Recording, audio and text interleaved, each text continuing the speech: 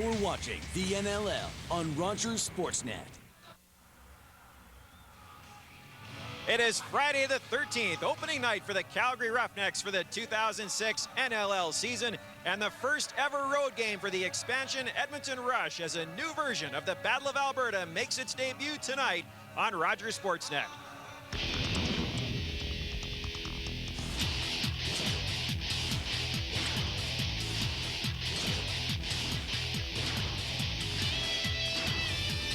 The Future Shop NLL Game of the Week on Rogers Sportsnet. Presented by Toshiba. Image is everything. The war on the floor meets the Battle of Alberta as Calgary and Edmonton clash in professional lacrosse for the very first time. Good evening and welcome. I'm Barry Strader. It is another edition of the Future Shop NLL Game of the Week on Rogers Sportsnet, presented by Toshiba. And anticipation has been running incredibly high for this matchup featuring two teams that will surely be arch rivals almost immediately. In fact, Edmonton Rush owner Bruce Urban added fuel to the fire this week when he took out an ad in a Calgary newspaper promising his expansion squad would feed the more experienced Calgary Roughnecks a can of whoop-ass tonight. Well, of course, the war of words ensued after that, and even Brad Bannister, the owner of the Calgary Roughnecks, got involved with a few words of his own in the local newspapers. But you know what? As far as one Roughneck is concerned, it's time for the trash talking to stop and the lacrosse to begin. No, again, if you use it as an external method to get pumped up for a game, maybe it might help guys maybe get up a little bit more or whatever, but ultimately we're focused on the task at hand, which is beating the Edmonton Rush. I think we're expecting a pretty rough game. Do we hate the Edmonton Rush? Yeah, 100%. Do we hate, the Toronto Rock? Yeah, 100%. I think we have to have that hate on for everybody that comes into our barn or when we're traveling to their rink. So it's one of those things that, it maybe escalated a little bit, and I think it's great for the fans. Now that the fans are going to get into it, hopefully the city of Calgary jumps behind us. I know they will. And again, it's nice for Edmonton if their fans get behind them and promote the NLL and the Edmonton Rush and the Calgary Roughnecks. It doesn't matter what the sport is, whenever Edmonton and Calgary hook up in any sport, it is always a great night. And for their thoughts on tonight's matchup, let's go upstairs to the broadcast booth and join Keith Cowison and Roger Millions, guys. All right, Barry, thank you very much indeed. There is some anticipation in the air tonight for the Rush and Roughnecks for the very first time. And Keith, interestingly enough, these teams are talking defense as they enter this game. Now, the Roughnecks think they're a lot deeper defensively this season to try to get back to the National Lacrosse League final, but it doesn't matter about that. What matters is how they play in net, and Curtis Pallador will once again be the man. Yeah, if Curtis comes out and has a strong game, their odds of winning go up dramatically. You can see there the stats. When he has a win, his goals against average about 11.5, and when he has a loss, 4 more goals for or against. And you can't always just blame Curtis, though. It's the defense in front of him as well.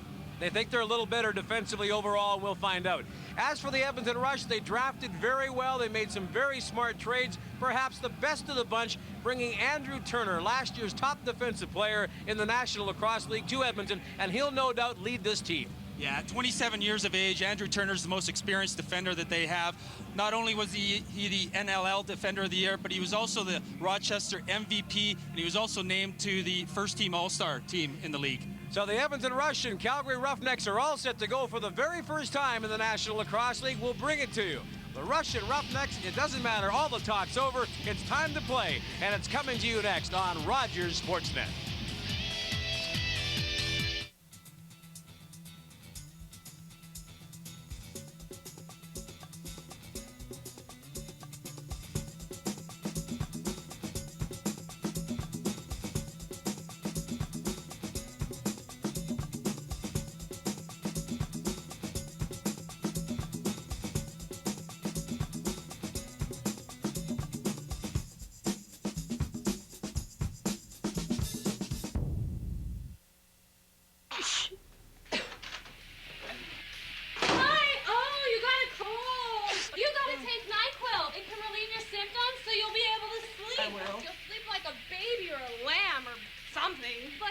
Like I would if I didn't have a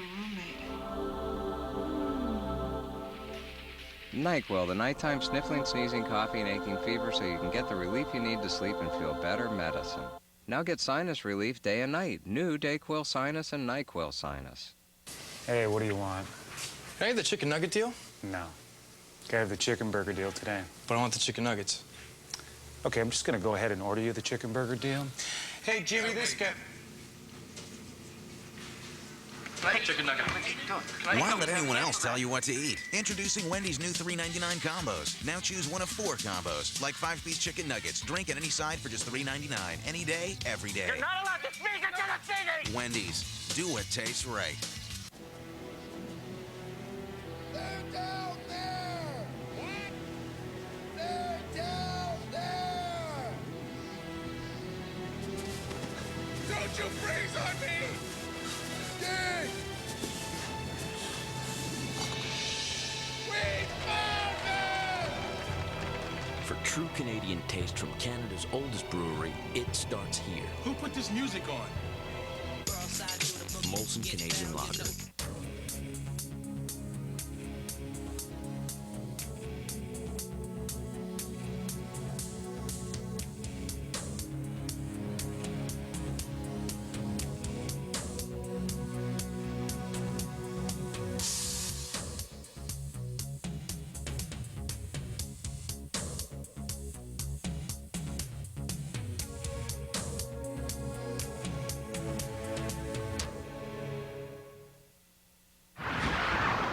The National Lacrosse League on Rogers Sportsnet. Brought to you by Future Shop and Toshiba, proud sponsors of the 2006 National Lacrosse League. And by Molson Canadian. For true Canadian taste from Canada's oldest brewery, it starts here.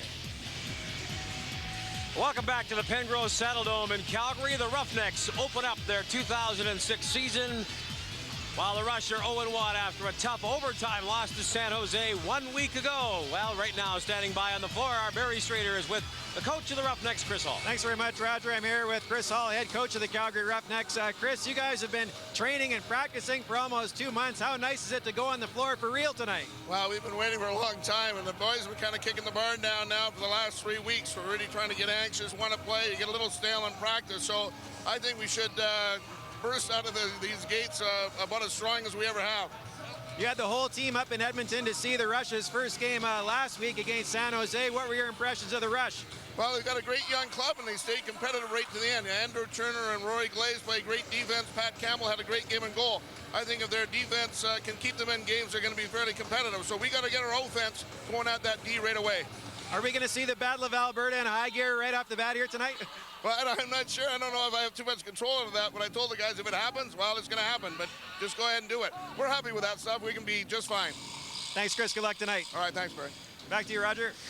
All right, Barry, thanks very much. Let's take a look at our starting netminders tonight. Our goaltenders starting tonight brought to you by Molson Canadian. 2 guys that know each other very well. Former teammates in Columbus, and Curtis Pallador and Pat Campbell. Campbell with a goals against of 9.57 after last week's loss to San Jose. And Pallador, well, he's getting, I hope, off to a good start. At least that's what he would like to do. There's our officials tonight. Rick Lum will referee along with Grant Speece. Maurice Getz will be our technical referee tonight here in Calgary. Well, we'll find out if emotion. Keith Callison plays a bit of a role in this one tonight. Oh, I'm sure it will right off the bat, Roger. We'll see what happens here. We'll see if there's some bodies laying on the floor already. And we're underway at Pengrove Saddledome, and there's some early hits, but quickly, Devin Ray brings it right up the floor, and the Roughnecks have possession. Roughnecks had some trouble scoring early on last season, but came on thanks to the leadership of their captain, Tracy Koleski, and, of course, Caleb Toth. They have some balance offensively, and that may be the big chore for the Edmonton Rush as they get used to playing offense in this National Lacrosse League. Lewis Ratcliffe, one of the big scorers as well, has possession. Shot clock is down to 5. Ratcliffe gets a pick, rolls around the defender, walks in, shoots, and a great save by Pat Campbell. Loose ball, and Ratcliffe is there. Good effort, good one-on-one effort there by Lewis Ratcliffe, but a great save by Pat Campbell. That gets him right into the game. Another shot by Ratcliffe. That goes off the bar, and possession will maintain the Calgary Roughnecks 50 seconds into this opening quarter of play. They blow it down. Caleb Toth is stopped by Rick Lum. Calgary hasn't really changed their offense too much from last year, Roger. They still have the same core group of offensive players, and they have such good chemistry. Kevin Dostie getting a chance to start off early is stopped by Campbell, and in transition, Rory Glaves out of Victoria, play with the Shamrocks in the WALA, drops it off, and the defender will leave the floor. Here come the Edmonton Rush for their first initial thrust. The former Roughneck Kevin Howard has the ball. Howard flips it across.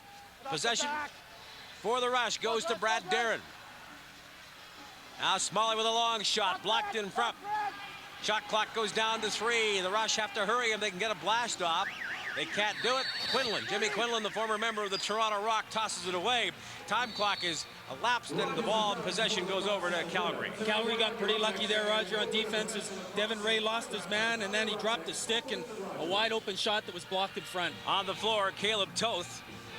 Toth last year fought off a number of injuries, missed much of the season near the end especially, never was healthy, walks right in, gets a shot away, and Campbell makes the save. Good defensive work by the Rush to turn away Toth, and in transition, in a hurry, comes Cam Bergman. Bergman flips it across, the Rush score! A great pass by Cam Bergen, and right on the doorstep, waiting for the pass was Jordan Cornfield. The Edmontonian gets the first goal in the Battle of Alberta. That was great transition by Edmonton Rush. That's an expansion team. They have to run and keep running and outwork the Calgary Roughnecks. And there you see right there, Jordan Cornfield, Burnaby Laker in the summertime. A nice finish as he stays out of the crease and puts it past Curtis Pallador. There's a ball you'll bet he'll want to keep, but in transition right away come the Calgary Roughnecks. They're trailing by 1 here at Pengrove Saddledome. Devin Ray, an Edmontonian, along with his brother Taylor. They'll anchor things defensively. Taylor Ray has the ball down low, back to Koleski. He finds Lewis Ratcliffe. Ratcliffe can't get the pick set, turns around, shot clock down to 6. Up high to Ray. Now it's Koleski. Koleski moves mid-floor, can't get a shot away, and possession goes back to the Rush. And so far, solid defensive work by the Edmonton Rush. Yeah, they've done a good job on the Calgary offense so far, and Pat Campbell's had a couple big saves. Rush with possession. Stobart flips it across. Quinlan has time and will set things up. Heavener. Trevor Heavener had a goal and 3 helpers in the loss to San Jose in the opener. He loses the ball and coming up the floor in a hurry. For the Roughnecks is Gillespie. Gillespie walks in and scores. Travis Gillespie ties it at 1. Travis Gillespie just goes coast to coast all by himself. Some good wheels shown by Gillespie there as he outran Kevin Howard down the floor. There's the shot that's blocked by Gillespie. He just picks it up and he's off to the races. All one-on-one on Pat Campbell, and he just puts it over his shoulder. Big goal for Calgary to get them into the game. And they got it on a defensive turnover, and Gillespie went end to end.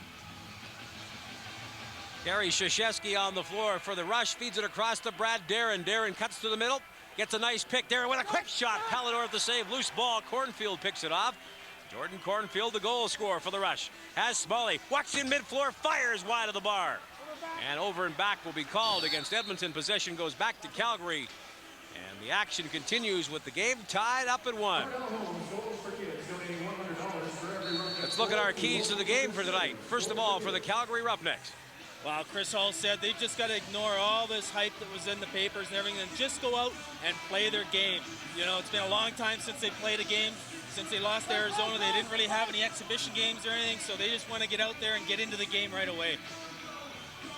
Pat Campbell was into the game as he snipes the ball down, feeds it to Gary Krzyzewski, and Krzyzewski brings it up. He was the MVP in the WLA out in British Columbia this summer. He'll leave the floor, former member of the Minnesota Swarm. Delayed penalty now to Calgary, and the goaltender is out, Pat Campbell. The Rush will go to the man-up situation, but right now they have an extra man on the floor. Shot clock is at 5. A blast, and Pallador makes the save. And we've got a roughing penalty. Andy Ogilvie, who I thought almost had a career-ending injury last year. That knee was ripped apart. And here's the veteran tough guy back in the lineup for the Roughnecks, but he'll sit out with 2, says Grant Spees. I can't believe he's back playing. You know, both knees. He's had surgery on both knees, as you'll see the penalty here. Andy Ogilvie just in the corner of the screen there. Cross-check possibly to the head. It'll be a roughing call. Brad Darren was the recipient. He's on the floor with Quinlan. Back to Darren down low, loose ball. Andrew McBride steals, and McBride, one of the veteran defenders, comes right back, and he's looking for offense. McBride feeds it across. Toth with a shot. Great save by Pat Campbell. Huge save by Pat Campbell there. I'm sure Paul Day won't be too happy about the way his Edmonton offense got off the floor. They got to get off the floor faster because Calgary loves the transition game. And a new 30-second shot clock for the Roughnecks as they are a man down. And they'll use all the time they can to thwart this. Kyle Goundry on the floor. This is a fifth-year team now. And there's no question, Keith Cowson, they are no longer a young team. They're an experienced team in Calgary. Oh, definitely. They still have a few young players, but they're getting a lot more games under their belt. And yeah, they're just, they should have a good season this year. And a penalty to the Edmonton Rush, so they will play on the side, 4 on the floor. And with the Rush going off, let's take a look at their keys to the game. Well, a typical expansion type team. They're going to be a little thin on the offensive end, so they have to outrun, they have to outwork, and they have to out-hustle the Roughnecks. And we've seen that so far tonight. Their transition's working. Patty Campbell's playing well in goal. Playing well so far. Keys to the game brought to you by Future Shop and Toshiba, proud sponsors of the 2006 National Lacrosse League.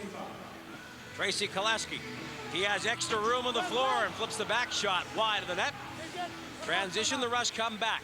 2-on-1 possibility. They'll take it all the way down. Rory Glaves. Glaves fishes it across. McElroy with a shot. Pallador with a save.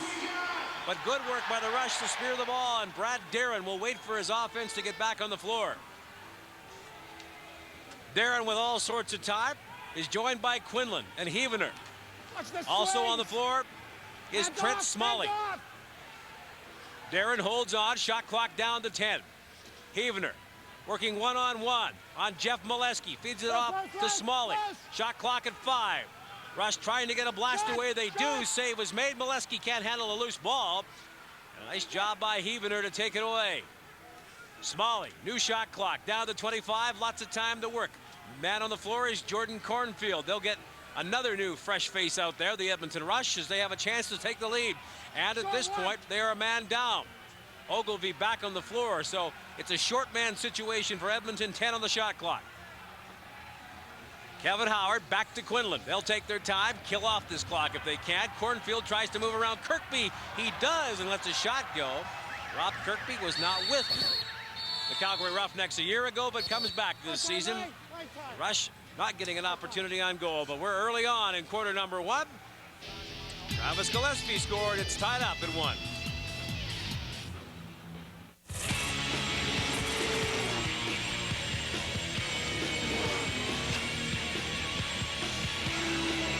The future of snowmobiling is here, and it's the Yamaha 4-stroke. Clean, quiet, efficient, powerful. It's a stroke of genius. The new Yamaha Snowmobile Company, leading the world in 4-stroke snowmobile technology. When you get a cold, you can't always slow down, but you can feel better fast with NyQuil at night and DayQuil during the day. Together, they can give you ongoing relief of your cold symptoms, so you can keep going. So leave the coughing, congestion, and fever behind with NyQuil at night and DayQuil during the day. Feel better fast. Hey, what do you want? Can I have the chicken nugget deal? No. Can I have the chicken burger deal today? But I want the chicken nuggets. Okay, I'm just gonna go ahead and order you the chicken burger deal. Hey, Jimmy, this guy... Chicken nugget. Why let anyone else tell you what to eat? Introducing Wendy's new $3.99 combos. Now choose one of 4 combos, like 5-piece chicken nuggets. Drink at any side for just $3.99. Any day, every day. You're not allowed to speak into the TV! Wendy's. Do what tastes right. The first quarter, brought to you by Yamaha, the most reliable ATVs on the planet. Paul Day is calling the shots for the Edmonton Rush. He was the NLL Coach of the Year in 2004, and he led his Rochester Nighthawks to 3 National Lacrosse League Championship final games in 5 seasons. The man can coach. What a great pickup for the Edmonton Rush in their initial season. Yeah, great coach to have for an expansion team. Very mild-mannered. Knows that he's probably going to go through some growing pains.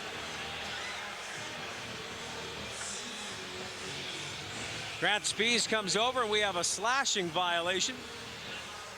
Andrew McBride will go off, and again, Both teams will be a man down at this juncture of the first quarter. Let's take a look at where it happened.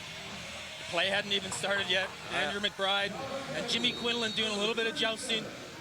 Finally, the referee says that's enough. You're going to the box. Well, that's one of the things, a little tighter on the violations. The officials told us that last week before a game in Toronto. They were going to call more of those. Indeed, they have so far this season. Kerry Krzyzewski with the ball, and the Rush will go to the man up in 10 seconds. Cornfield turns around, feeds it back to Quinlan with a quick shot. There's the save. Pallador holds on. As the Roughnecks are now a man down. Ogilvie brings it back. Jordan Sunder on the floor. They'll kill off the 30 if they can to kill some time on Andrew McBride's penalty. Lewis Ratcliffe along with Goundry, Caleb Toth, and Tracy Koleski. 1-1 game early on in quarter number 1, the first ever meeting between the Edmonton Rush and the Calgary Roughnecks. Goundry with a quick shot. Pat Campbell was surprised, but made a nice save to hold on. Yeah, I think he caught him off guard there. Campbell was pretty deep in his net, and I don't think he expected Kyle to shoot the ball. Andrew Turner brought it up the floor. He'll come off the National Lacrosse League Defender of the Year last year in Rochester. Quinlan has the ball. You'll notice the word Rochester used tonight. Paul Day being there. There's a lot of proteges of Paul Day's in this Edmonton Rush roster. Quick shot saved by Pallador. Jamie Bowen, the Edmontonian, with the blast. Couldn't beat the veteran goaltender. 35 seconds left in the penalty. Shot clock is at 20. Koleski will kill off some time. Kevin Dostie on the floor. Also there, Andrew Beers, the Calgarian. And joined by Lewis Ratcliffe. Depth is what the Calgary Roughnecks like on their roster this year. Depth, especially defensively. Loose ball. Koleski can't find the handle on it. Penalties down to 8 seconds for Andrew McBride. One last gasp for Jenner and the Edmonton Rush. Quickly up the floor, Krzyzewski takes the ball. Krzyzewski flips it across. Here's an opportunity for Quinlan. Walks in mid-floor. Quinlan is harangued by Rob Kirkby. The ball's loose, and it goes to Pallador. But it'll be a holding call. Another penalty. Kirkby, I'm not surprised, got his arms up and nearly bulldogged the Edmonton Rush player to the carpet. Yeah, it was a good move there by Jimmy Quinlan. He faked the shot, stepped around Kirkby, and just put his arm around him and pulled him down. The Edmonton Rush get their third opportunity on the power play. Another man-down situation for the Calgary Roughnecks. Kevin Howard feeds it across. Quinlan moves mid-floor, drops it down low. Quick blast, and that may have caught the bar. Loose ball picked up by Howard. New 30-second clock for the Rush to control. Quinlan. Brad Darren can't handle it cleanly. Stolen by Taylor Ray.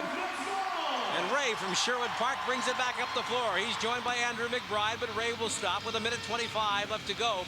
And Rob Kirkby's holding call. Kyle Goundry waits for his offense to hit the floor. 15 on the shot clock. Lewis Ratcliffe has possession, will show some patience. Caleb Toth's in there. Caleb told me before the game this is the best he's felt at the start of the season ever. A man that has had plenty of injuries. Feeds it across. Shot clock will go down to 0. And with 1 minute left to go in Rob Kirkby's penalty, Andrew Turner brings it back. Chris Hall this morning at the practice said that he wanted to try and play as much 5-on-5 lacrosse as possible. I'm sure he's not too happy with the penalties that Calgary's taking right now. Well, he was worried about discipline a little bit before the game tonight as well. Talked about it. Havener waits, has some time. Brad Darren with a blast wide of the bar, and over and back will be called against Edmonton. Possession will go back to the Calgary Roughnecks. 5 minutes left in the opening quarter. This one is still tied up at 1.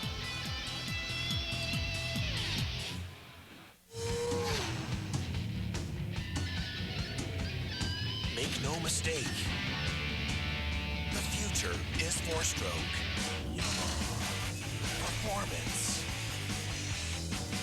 handling, reliability, economy, leading the world in four-stroke snowmobile technology.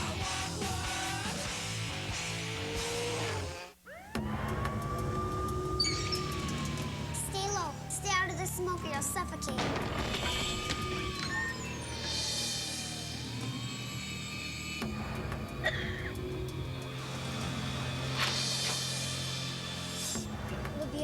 here.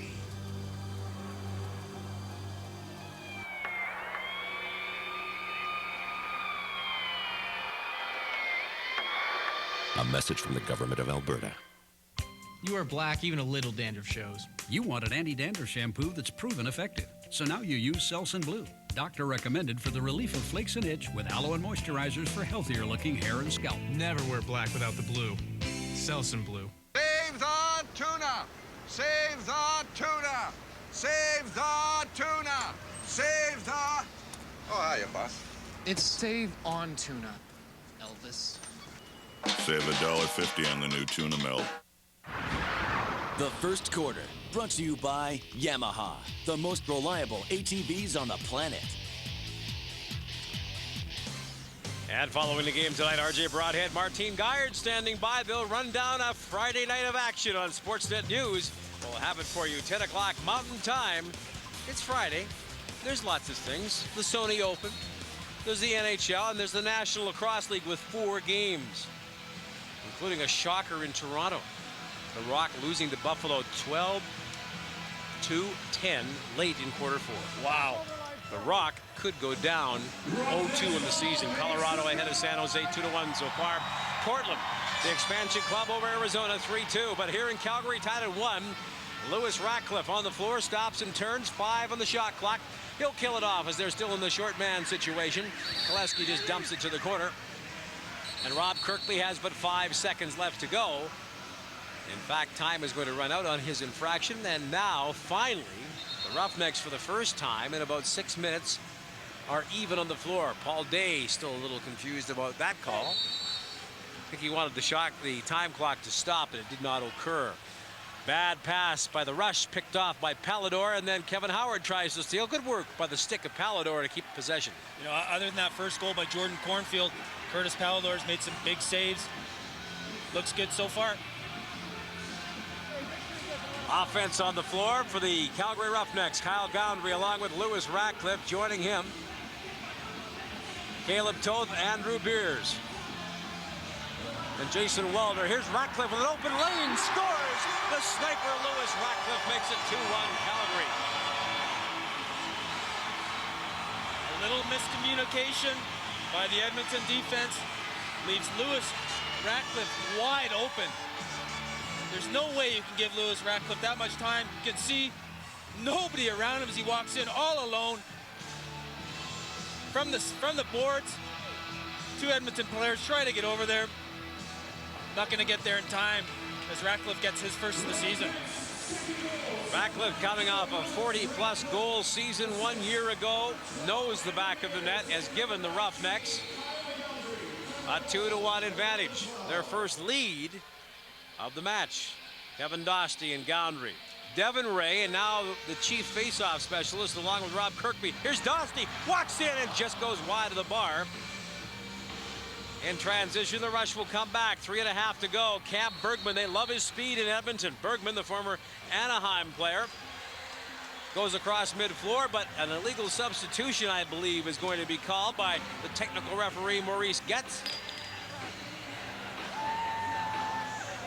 Brad Darren begs to differ. Rick Lum is there discussing it along with Maurice. We've got 2 minutes on the board against the Rush. Illegal substitution. Let's go bring somebody over. Paul Day sends his man across the carpet. He wants an explanation, though. He's not going to get one, though. Rick Lum's staying far away from him. Veteran Jamie Bowen comes across to sit this one out. This team averages 24 years of age. Nice young club to build on in Edmonton. Caleb Toth gets whacked. Could you imagine what their average age would be, Roger, if you took away Dwight Metke and Jamie Bowen? Dwight 45, Jamie 35? Maybe 14. You're right, it would be extremely young, and it is anyway at 24. Andrew Turner flips it off. Short man situation for the Edmonton Rush. Kevin Howard to Cornfield, and Jordan Cornfield will take his time. Shot clock is at 10 for the Rush. They're in no hurry as they try to kill this penalty off. Cornfield's long blast saved Pallador. Travis Gillespie picks it off, and now the goaltender will start the offense out. You almost like that, getting out of the crease and kicking things off. For a little bit of a jog. Lewis Ratcliffe waits for his offense. 1:05 to go in the man up. Gillespie and Toth play pitch and catch. Now into Ratcliffe. Ratcliffe has some room. Back to Gillespie. He stops and waits. Down low, they work it around. Here's the offense in front. Toth with a shot. Great save. Pat Campbell, maybe his best of the game. Campbell robs Caleb Toth. Great movement from the Calgary power play. Here's a move by Krzyzewski. Krzyzewski walks in, and there'll be a penalty call as he drew the penalty. The Calgary Roughnecks, Taylor Ray goes off because Krzyzewski used great speed to get around him, heading towards a Roughneck goal. Krzyzewski's got great wheels, and look at him as he gets around Devin Ray, and once again puts both his arms around him and just hauls him down. No question about that call. That's the kind of speed Paul Day was talking about to us before the game. Making things happen by utilizing their youth, utilizing their energy, and Gary Krzyzewski sure did that.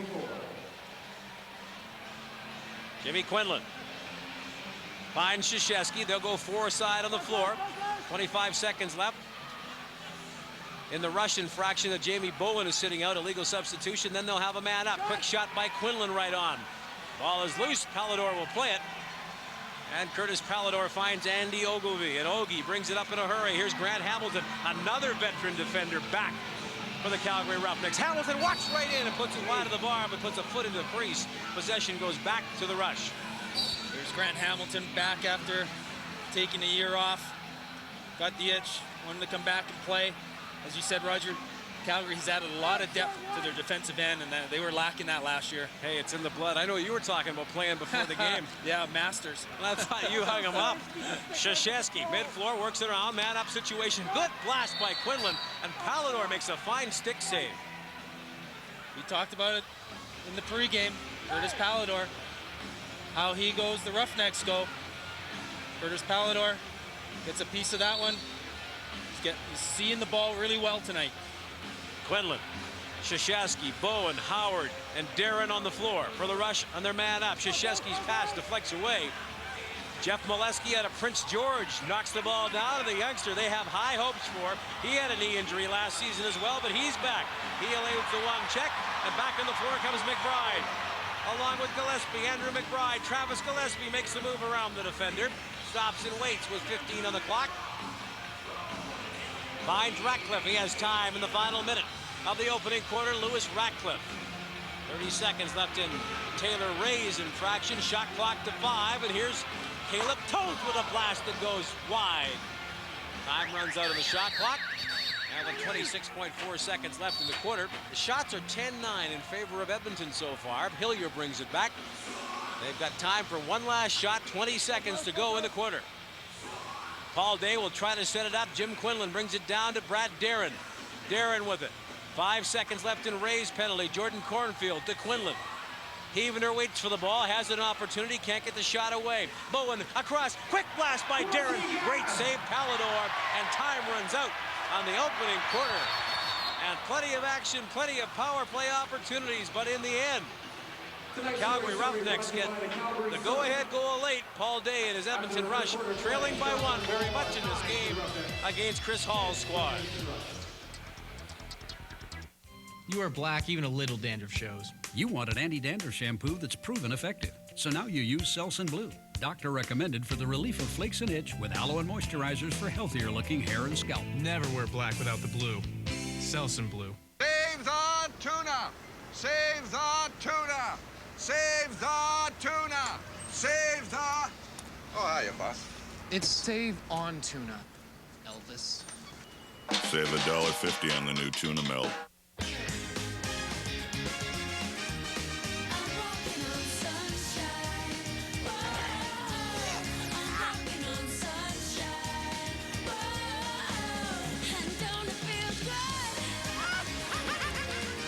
With all new attractions like Monsters, Inc., Mike and Sully to the rescue. Our 50th celebration is really kicking into high gear. Come join us. And now for a limited time, everyone plays for the kids' price.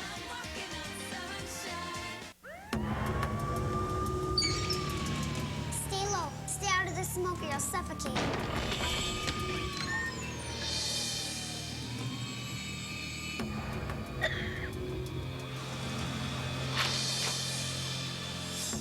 We'll be okay out here.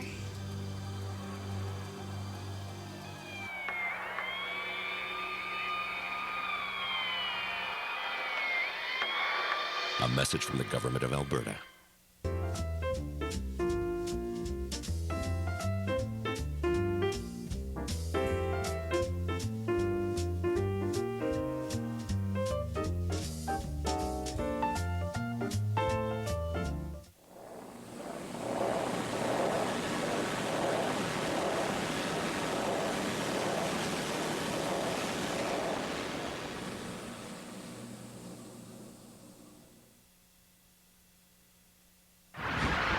The second quarter, brought to you by Vonage, the broadband phone company. Tonight's Vonage fan question of the game is from Steve in Calgary. Question is, what are the Roughnecks' chances of winning the Champions Cup this season? What do you think, Keith Callison? Well, I really think that Calgary has a very good chance to win the championship this year. They offensively, very solid. They haven't really changed their offense too much. Defensively, they've added a lot more depth. They've added Grant Hamilton, Andy Ogilvie. You know, they're a lot more depth back there. And then it's up to Curtis Paladar, too. If he has a great season, I think they have a great opportunity to win. Fans, please email your lacrosse question to yourcall@sportsnet.rogers.com. Yourcall@sportsnet.rogers.com. We might answer it on our next telecast. Play is underway, second quarter. They're even with 5 on the floor for one of the few times. Jeff Molesky walks in on the break. Molesky fires, great save, Pat Campbell. Loose ball, Taylor Ray has it. Ray scores in the open net. That's just too bad for Pat Campbell. He makes a great save on Jeff Molesky on the breakaway. The rebound gets out in front of him. He tries to corral the rebound. There's Molesky coming in. Good save by Campbell, gets out in front of him, tries to pick it up, falls down. Great effort by Devin Ray, and Ted Jenner playing goal, couldn't stop it. Now the Roughnecks have built their lead to 2 now. Devin Ray turns in the corner, possession to Calgary. They'll see if they can put a run together. The Rush hoping to stop this at 2. Run is 2 right now. Here's Lewis Ratcliffe, 3-1 Calgary. Ratcliffe fires one wide on the bounce shot. Kevin Dostie spears it down. 5 on the clock. Here's Walter with a quick blast and Campbell with a nice save. And in transition, Edmonton comes back. Hillier looks and finds Smalley. Molesky the only assist on Taylor Ray's goal at 20 seconds of the second quarter. Shot clock down to 15 for the Edmonton Rush. Jim Quinlan has the ball, looks and finds across Jamie Bowen. Bowen, the veteran, moves to the middle of the floor, mid-shot with a sub shot that just sails wide of the post. Shot clock goes to 0. And the ball goes over to Calgary. It's final in Toronto. The Rock are 0-2 to start the season. Buffalo beats Toronto 13-11. 1-2. Imagine Terry Sanderson might be just a little bit crusty, a little crusty at this point in time. You lose both your games at ACC. That's tough to come back from. Quick shot by Walder. Big loose ball in possession. Walder gets it again. Tries to feed it to the mid-floor. Calgary can't get the handle on it. Rory Glaves. He overruns the ball, but Glaves finds it. With a good stick, gets away. McElroy in the outlet, and he'll turn it back. Chris McElroy moves mid-floor. McElroy shoots, and a nice save by Palador. Quickly back on the Roughnecks. Now they've got their speed back. 2 minutes into the quarter. Here comes Rob Kirkby. He'll stop and wait for the offense to come back on transition. Kirkby leaves for Tracy Koleski. Silence Omar. Koleski makes a move on the defender. Can't get around him. Koleski, nice swim move. Turns back mid-floor. Feeds across. There's Goundry. Shot clock goes to 5. Taylor Ray is up high. Good defense by Turner. Ray fires. Scores. Taylor Ray sneaks it by the post, and Pat Campbell gets 4-1. Taylor Ray's second goal of the game. Calgary with some good ball movement. Kept the Edmonton defense moving. Dostie over to Taylor Ray. Nice little fake there. Steps by the defender, and it looks like it goes between the legs. Oh, you get a bounce shot between the legs of Pat Campbell, but Taylor Ray with a nice move on Andy Turner. One of the better defenders. Stand corrected. The run is now 4 for the Roughnecks as the Rush had a 1-0 lead. And they've built on their offense consistently, and now for the first time in the match, they've outshot Edmonton 13-12. Opening night crowd in the area of 12,000, the Roughnecks say. Gowrie and Koleski with assists on the goal by Taylor Ray, his second of the game. Caleb Toth is turned around. Good defense by the Edmonton Rush. Cam Bergman knocks the ball loose and takes possession. Then Bergman will get a 30-second clock to bring it up the floor. Ted Jenner. He'll flip it out to Jordan Cornfield. Cornfield with the only goal so far for Edmonton into the corner. It's picked off. Roughnecks have it. Brad Hamilton regains his footing and moves up the floor. Hamilton will get off and let his offense get out there and see if they can work some magic on the carpet. Koleski has it. 3 minutes, 10 seconds gone in the second quarter. And a 4-1 Roughneck advantage. Koleski turns away, gets hacked and whacked by Stobart. Koleski moves mid-floor, can't get a blast away, then bounces one high. Loose ball, Walder. Feeds it off, quick blast, another goal. Lewis Ratcliffe. That's just good work by Jason Wolder and the offensive team that's out there. Shot by Tracy Koleski. Goes off the glass. Wolder just goes after it, beats the Edmonton Rush to it, and then feeds it out to Ratcliffe with the 30-second clock winding down. Beats Pat Campbell for his second of the night. Edmonton comes right back. Andrew Turner has possession. Transition on the floor. Kerry Krzyzewski tries to get things going. The Rush badly need one to stop the bleeding. See if they can get some offense generated here. Kevin Howard moves mid-floor and just misses the post. Loose ball. Jordan Cornfield tracks it down. Brad Darren. Shot clock is at 5. Darren fires wide again. Loose ball wide again, and the shot clock goes to 0 as they could not hit the twine, and that was ever so important with those opportunities. Yeah, they've got to take advantage of any opportunity they get. 5-on-5, they haven't really created too many opportunities, Roger. They've got to start creating some offense, 5-on-5. Caleb Toth flips it across for Koleski, misses him. Tracy Koleski tries to outmaneuver Pat Campbell, but Campbell with a good stick, and the goaltender stops and waits and outlets in a hurry to Chris McElroy. McElroy up the floor. It's his offense in there. Finds Jim Quinlan. Quick blast, and that hits the post. Oh, lots of bad luck for the Edmonton Rush so far in this opening half. One of their better scoring opportunities, 5-on-5. They get a new 30 as that bar hit the bar. Ratcliffe's second from Welder and Koleski was the Calgary goal. Here comes a chance and a quick blast by Jenner. Ted Jenner goes wide. Krzyzewski, a shot right on. Loose ball, and the penalty will go against Calgary. A holding call. Andrew Beers could be the man. And it'll be another short man situation for the Roughnecks and a much-needed power play for the Edmonton Rush. Wow, they've got to take advantage of this power play opportunity. Get a power play goal, get back in the game. Calgary's got to stay out of the box as much as possible, Roger. You can't give a team this many power plays. Sooner or later, the Edmonton Rush 0 for 4 with 3 shots thus far with the man up. Quinlan with Darren, Krzyzewski, Heavner, all on the floor along with Kevin Howard. Krzyzewski up high, works it down for Darren. Into the middle, Krzyzewski with a shot. Pallador stands there and makes the save. The outlet to Kirkby in 30 seconds of time on the short man for the Roughnecks to see if they can kill it off. Into Kyle Gowrie. Caleb Toth will take his time with a 5-1 lead. They're going to be ultra conservative. No need to do anything else. And if they're not challenged by the Rush, they'll just kill off the 30. They'll just use the whole 30 seconds, maybe with 5 seconds left, then they'll look for an opportunity. That's exactly what happened with 5 seconds left. Cam Bergman on the outlet to Krzyzewski.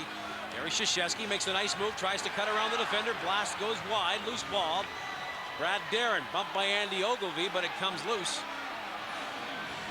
And that gives Jamie Bowen all sorts of time for the rush. Jim Quinlan to Darren. Shot clock goes to 5. Quinlan fakes, can't get a shot away. Up high, no room to shoot. Quinlan blast, he scores! Jim Quinlan picks the short side on Palador. A big power play goal, it's 5-2. Boy, did they need that one, Roger. Gets them within 3. Good ball movement by Edmonton on the power play there as the 30-second shot clock was down to about 1 second. Quinlan over to Bowen. Bowen, Krzyzewski, quick pass back to Quinlan. And like you said, short side on Curtis Palador. Curtis maybe lean a little bit towards the far post. That was a wise move, I think, by Quinlan. They haven't had time to move the ball around. That just fire it up before Palador gets a chance to get set up. We played just over 6 minutes. In quarter 2, the lead is 3 for Calgary.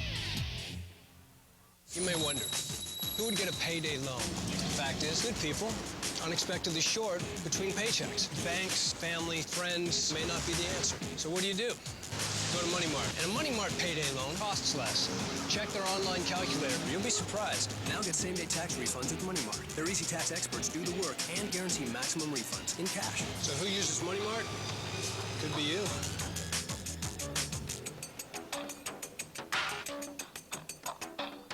Hey, what do you want? Can I have the chicken nugget deal? No. Gotta have the chicken burger deal today. But I want the chicken nuggets. Okay, I'm just gonna go ahead and order you the chicken burger deal. Hey, Jimmy, this guy...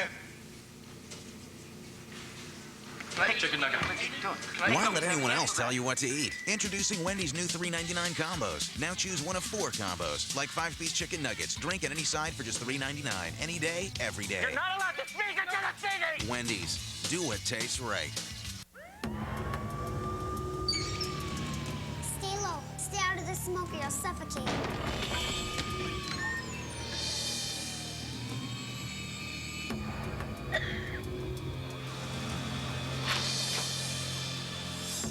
We'll be okay out here.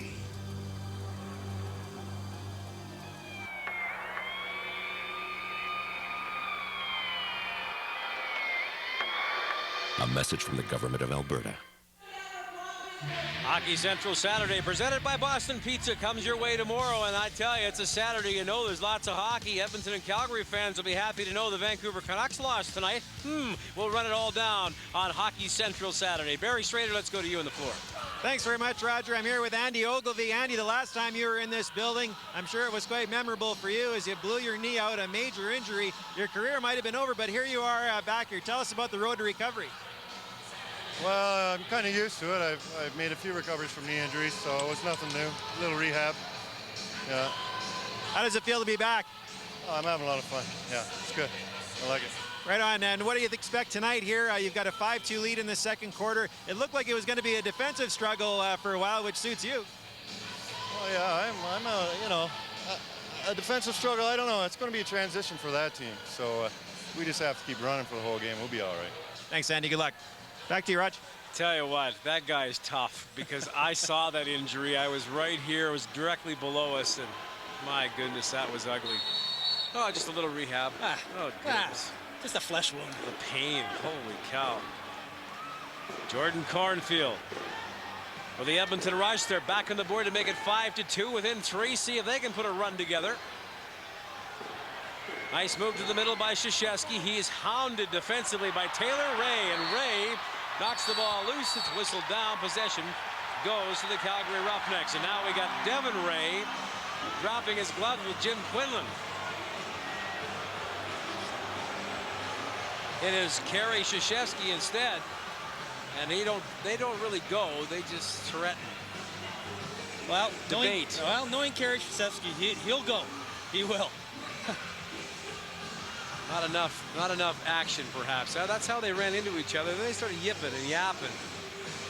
Krzyzewski gives him a little push there. Devin Ray. He drops the gloves. He wants to go. But Devin Ray probably listening to Chris Hall during the break there. Chris Hall not too happy with the amount of penalties that they're taking. So both teams get 2 minutes on this occasion, Devin Ray and Kerry Krzyzewski. Rush trying to take away some momentum back here. They've got that last goal to make it 5-2, seeing if they can build upon that. Kerry Krzyzewski building on that emotion if he can, but right down the floor is Lewis Ratcliffe. He's harassed by Hilliard, digs it off now to Koleski. Koleski gets lots of action by the defenders, throws it back, picking up Kevin Dostie. Dostie into Koleski, shot clock goes to 10. Koleski gets a pick in front to Dostie, can't get his shot away. Kevin Dostie running out of time, 5 on the clock. Koleski fires, great save by Pat Campbell on Koleski. Whoa, Tracy Koleski wide open in front of the net. Pat Campbell, great save.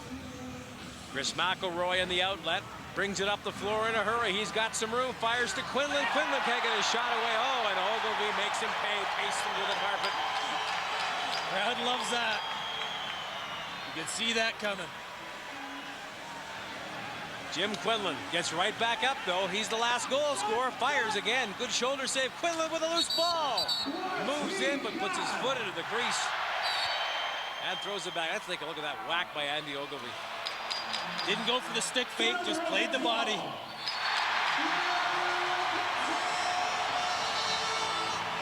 Out of the other end. The Calgary Roughnecks do not get a goal. Fans got excited here, but a crease violation. Crease violation on Jason Wilder, all by himself. Oh, yeah, definitely. Yeah, definitely. Yeah, that was an easy call. I could have made that call. You just did? Well, no goal. It's easy with instant replay. Brad Dare, another penalty coming to Calgary. Opportunity, extra man on the floor. Oh, and Smalley hits the bar right on. Great shot, great opportunity, but could not find the back of the goal. Delayed situation. Pat Campbell is out. Rush 5-on-4 advantage because of the coincidental penalties. Here comes Quinlan up high. Quinlan fires, just misses the post. Brad Darren can't track it down. It's stolen by Gillespie, but it's whistled down, and the penalty call will finally be made against the Roughnecks. Taylor Ray checking from behind. Rick Lum makes the call. And it'll be a 4-on-3 situation on the floor in favor of the Edmonton Rush once the call is made. 44, 2 minutes. There's a look at Chris Hall. I think those penalties are driving him a little batty. He's not too happy. 4-3. Edmonton right now 1 for 5 on the power play. They go for their 6th power play now. If they could have only converted on a couple more, this would be a lot closer game. Brad Darren and Quinlan. 1 second left in the first penalty to Calgary. Now it's a 5-on-4, and the coincidentals are over. Krzyzewski goes back here and over and back against the Rush. Possession comes back now for the Calgary Roughnecks. 1:44 left in Taylor Ray's penalty. They've done a nice job of killing for the most part. The Rush are 1 for 5. But the Roughnecks have to stop doing this, and the Rush, if they can get that power play goal, it's a brand new game with only a 2-goal differential. It's all about discipline, and that's what we said were the keys, not to get caught up in all this hype. Calgary obviously playing with a lot of emotion, but you can't take foolish penalties. Lewis Ratcliffe with a fire, and there is Pat Campbell with the save. Loose ball, new 30 for Calgary and Ratcliffe. Ratcliffe running around, lots of room. Rory Glaves gives him the outside. Shot clock down to 20, 1:10 left to go, and the penalty to Ray. Andrew Beers with the ball up high. Looks down for Koleski. Koleski choking up on the stick, can't find the handle on it. Koleski moves away and then is checked up. Nice stick defensively by Andrew Turner, but possession stays with the Roughnecks. Another valuable 30-second clock. Koleski sold that though a little bit, Roger. A little dive there. Got him the interference call, and they got the ball back. Short man continues, 20 seconds on the clock. 50 seconds on the penalty. Koleski fires it wide for Kyle Goundry. Goundry has time. Now Lewis Ratcliffe. They'll just wait for this 30-second clock to roll down. It's at 10. Goundry across to Koleski. The shot is blocked. Loose ball. Beers! And that's deflected away by Cam Bergman.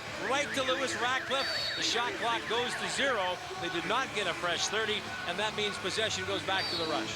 One more opportunity for the Rush on the power play with 25 seconds to go in the penalty. See if they can get a late power play goal here to cut the lead to 2. Kevin Howard. Up the floor for the Rush now, Heavner. Man up for 15 seconds, and the penalty will be over. Cornfield behind the goal. Here's Kevin Howard. Howard with a blast up high. Save is made. Defensively, they come back. It's Andy Ogilvie. Andrew McBride with the ball. McBride stops and waits. Penalty to Ray is over. 5 on the floor for the Roughnecks. Caleb Toth out. 4:35 in the first half. That's what's left. Edmonton out shooting Calgary 20-17 so far. And Caleb Toth moves mid-floor. It's a minor pick from Taylor Ray. Doesn't have any room. We'll feed it off wide to Kevin Dostie. Dostie gets a pick. Pick and roll opportunity. Delayed penalty against Edmonton. They'll whistle it down. Rick Lum makes the call. Stobart will go off for holding. While we see that, we'll see this. 4:16 left to go and a 3-goal Roughneck lead.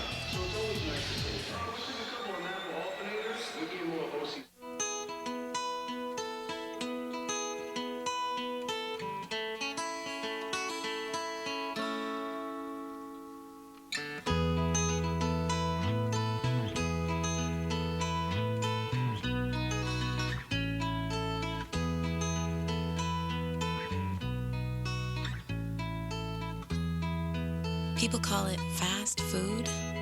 I beg to differ.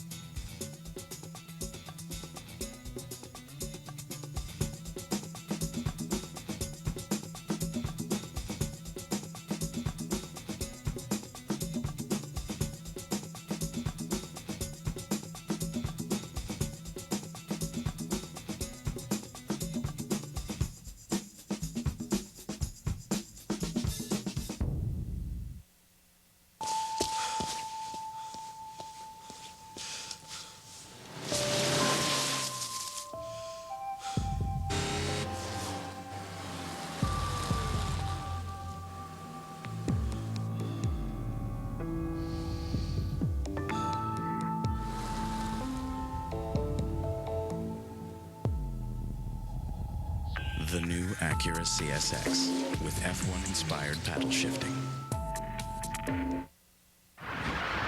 The second quarter, brought to you by Vonage, the broadband phone company. Now the Roughnecks get their third power play here. Buck Stobart called for holding. There's a look at it. Not much. No, not really. Hard to tell there. Not much, but enough. 4:16 to go on the clock. Possession to Calgary. They'll work their third man advantage. Koleski along with Ratcliffe, who has 2. Dostie's out there, Welder and Toth. Koleski down low to Welder. Here's a quick transition and a hat-trick goal by Lewis Ratcliffe. You don't want to give the Calgary power play too many opportunities, Roger, because they're going to eat you alive. Second best power play in the league last year. And here it is. Good ball movement, gets the Edmonton players running around. Lewis Ratcliffe just cuts the middle, gets the pass, little set play. Patty Campbell drops to his knees and he puts it over his shoulder. I'm sure the Edmonton Rush and Paul Day will want to try to get more body on top of Ratcliffe so he doesn't have that luxury of moving around. Yeah, you got to lay some lumber to him. Possession stays with the Calgary Roughneck.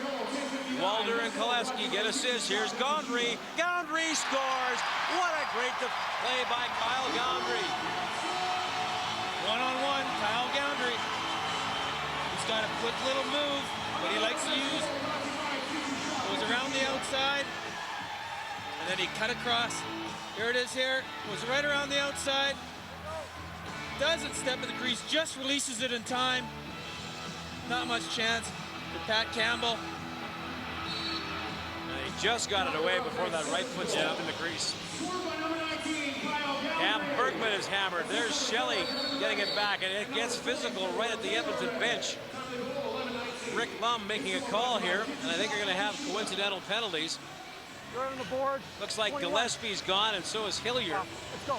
Darren Hillier and Travis Gillespie will both sit out for 2 with 3:33 left to go in the opening half. 7-2 Calgary leads the Edmonton Rush. And the Rush have outshot the Roughnecks 20-19.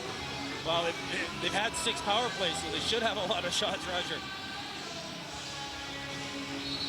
They're back in a situation, the Rush trying to get that goal to get them going. They narrowed it to 5-2, but 2 straight now for Calgary. He's opened up that 5-goal advantage. Here's a chance in front. A great play and a great shot, and an equally great save as Pallador robs Heavner. Nice pick and roll by the Rush. Heavner, couple fakes. Sometimes I wonder if these guys should just shoot the ball. It seems like they lose their angle, cut across the crease, and one or two less fakes, and just shoot the ball. Sometimes it gives the goaltender that much more time to set. They end up shooting where they faked the first time, and the goaltender's still there. Caleb Toth up high. Waits can't unleash the cannon. He's worked over by Bergman. Toth tries to move in close, lets a shot go. Campbell makes the save, moves the goal. Whistle down the 30-second clock. Elapsed. The possession goes back to the Rush with 2:45 to go in the half. Gary Krzyzewski stops, waits, moves to the middle, can't cleanly get away from Devin Ray. Now on the floor, joining him is Brad Darren. Jordan Cornfield with the ball. Ted Jenner on there. Through the middle, there's a shot by Darren. Save is made. Ogilvie can't find the handle on it. Krzyzewski to Jenner, shot wide. Big loose ball, over and back. No, it was touching a Calgary stick, and that means possession will be retained by the Rush. 4 on the floor each side. 15 on the shot clock for Edmonton. Move around the defender. Shot. Great play by Kevin Howard. The former Calgary Roughneck, the captain of the Rush, makes it a 7-3 game. I'm sure that one feels real good for Kevin Howard as he beats Grant Campbell one-on-one and then beats Curtis Pallador on the short side. We'll see it here. Howard with the ball out of the boards. One little move. A little dive. Curtis Pallador leaning far side, but Howard tucks it short side. Nice goal by Kevin Howard. Taylor Ray flags it down, brings it right back. It's a high stick from Bergman. There'll be another power play to Calgary because Bergman gets the arm up on the face mask of Ray, and they'll work it around here for 15 seconds on the shot clock. 15 seconds left in the coincidentals, by the way, as well. Gillespie to Ratcliffe. They'll take some time here. Shot clock to 6. Down low. In front, Welder shoots, save by Campbell. Loose ball. Caleb Toth tries to play it. Chris McElroy knocks him down. Shot clock's at 30. Gillespie has it. Gillespie on the floor. Gillespie down low. Man up situation. Welder can't flag it down. Jason Welder loses the ball. Cam Bergman with the check, and now finally the whistle goes. It'll be a penalty call against Bergman. And with 1:21 left to go in the half, Cam Bergman goes to the penalty box. Look at it here. Bergman gets his stick up on Taylor Ray, and you got to call that. That's Taylor Ray's had a couple of those called on him tonight. Maybe not a little bit more severe than that one, though, Roger. I got to admit. Caleb Toth down to Welder. Might have been a big question, but it is a tough sport, you know. Gillespie feeds it across to Ratcliffe. Down low, good ball. Move it. Toth in front, shoots. Great save, Campbell. Great save by Pat Campbell of the Rush, and they come right back. In transition up the floor, Sundner drops it off, and they'll try to kill 30 on the clock. Smalley moves to the corner. 20 left to go on the clock. Travis Smalley moves behind the goal. He's there with Krzyzewski. Also Quinlan and Darren on the floor.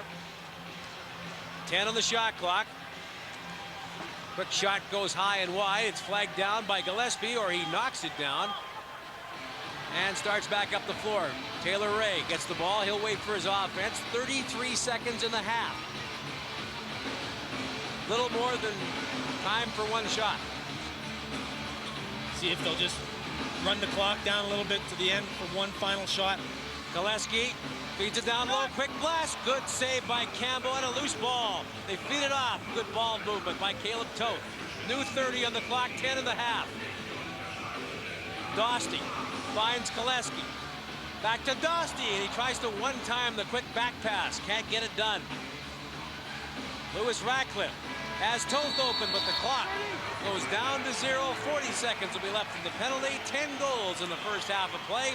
7 belong to the Calgary Roughnecks, and it's been an exciting opening half. Coming up, we'll have an update from Sportsnet News. Chris Seller, the fine player for the Arizona Sting, will be our player profile, and we'll have plenty of first half highlights coming your way. But for now, let's go down to Barry Strader. Thanks very much, Roger. I'm with Paul Day, head coach of the Edmonton Rush. Paul, down by 4 goals at halftime, but you did outshoot the Roughnecks. What did you think of your team's performance through the first 30 minutes? I think our power play's really stinking the joint out right now, and that's probably the difference in the game. A lot of opportunities on our power play, and you know, they're short, got some transition on us, so that's a big area we got to improve on right now. It's just the second game of this team's existence in your inaugural year. What kind of team should Edmonton Rush fans expect this season? Well, you know, we're definitely a team that needs to score in transition and run the floor really well, and we haven't really got into that tonight too much, and you know, it'll be an exciting team to play to watch, and you know, we're going to be a gritty team, but thought the first quarter wasn't very well. Nice, Coach. Good luck in the second half. Thanks a lot. Back up to you, Roger. Paul Day will go into the dressing room and discuss matters with his Edmonton Rush team, who had some opportunities. They put 3 behind Curtis Pallador, but the Calgary Roughnecks have scored 7 times and have a 4-goal lead at the half.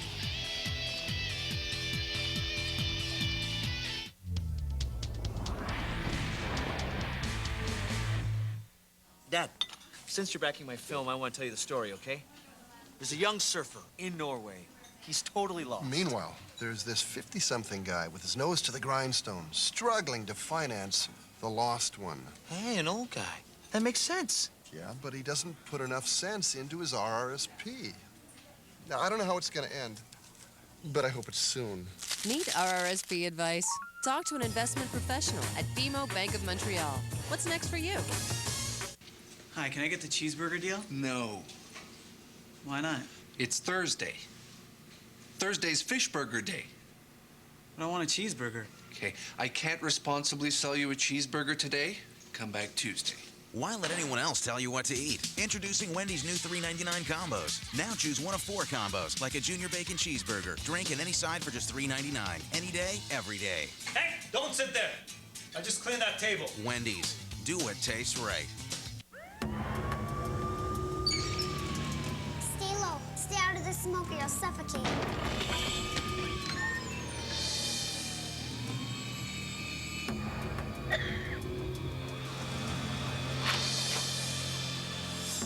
We'll be okay out here.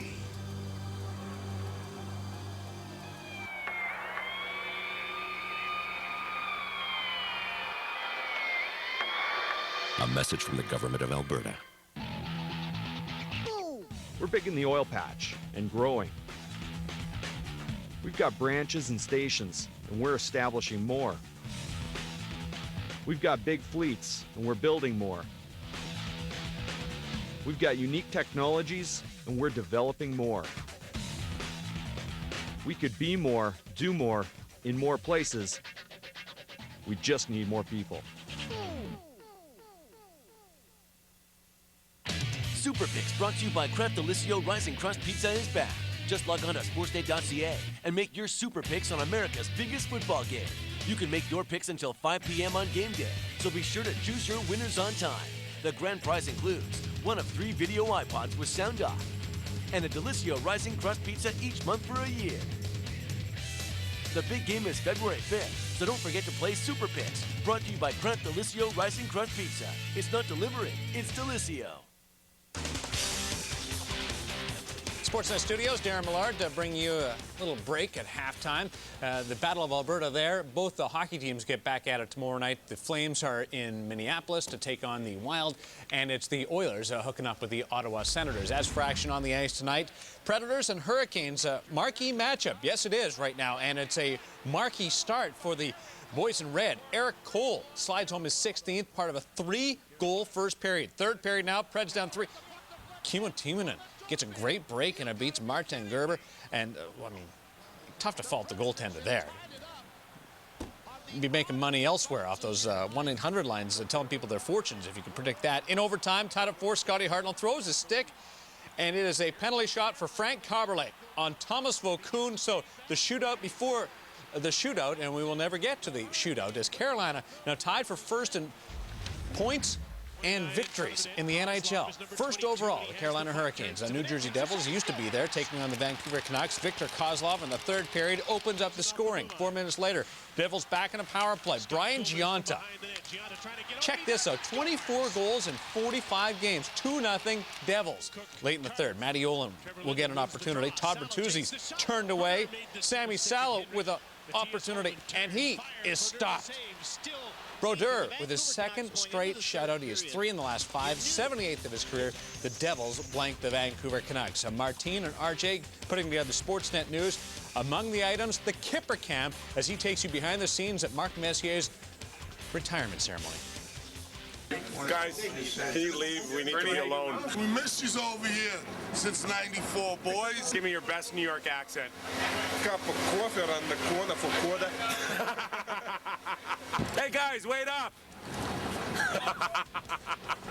Kipper, shut up for once. We're trying to get ready for a game. That's nice. You know who ran the dressing room, eh? The goalie, always the goalie in charge there. Giving Kipper the business. Back to the lacrosse right after this.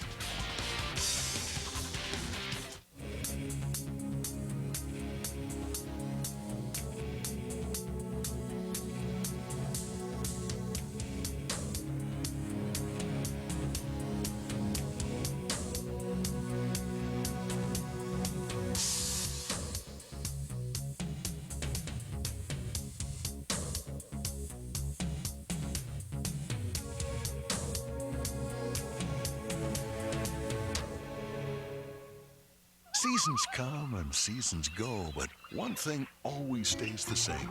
Montana's Cookhouse is serving up something great, and every Wednesday it's all-you-can-eat ribs. Stop by Montana's this Wednesday for all the ribs you can eat. Save the tuna! Save the tuna! Save the tuna! Save the... Oh, hiya, boss. It's save on tuna, Elvis. Save $1.50 on the new tuna melt.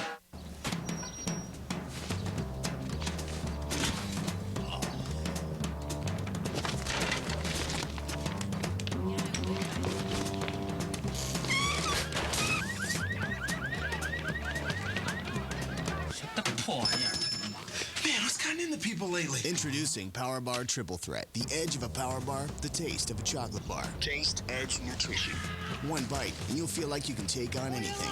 Power Bar. Be great.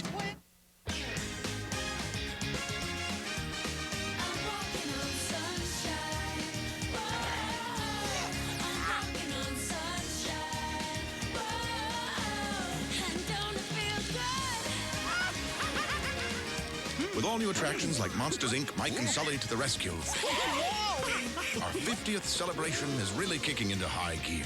Come join us. And now for a limited time, everyone plays for the kids' price.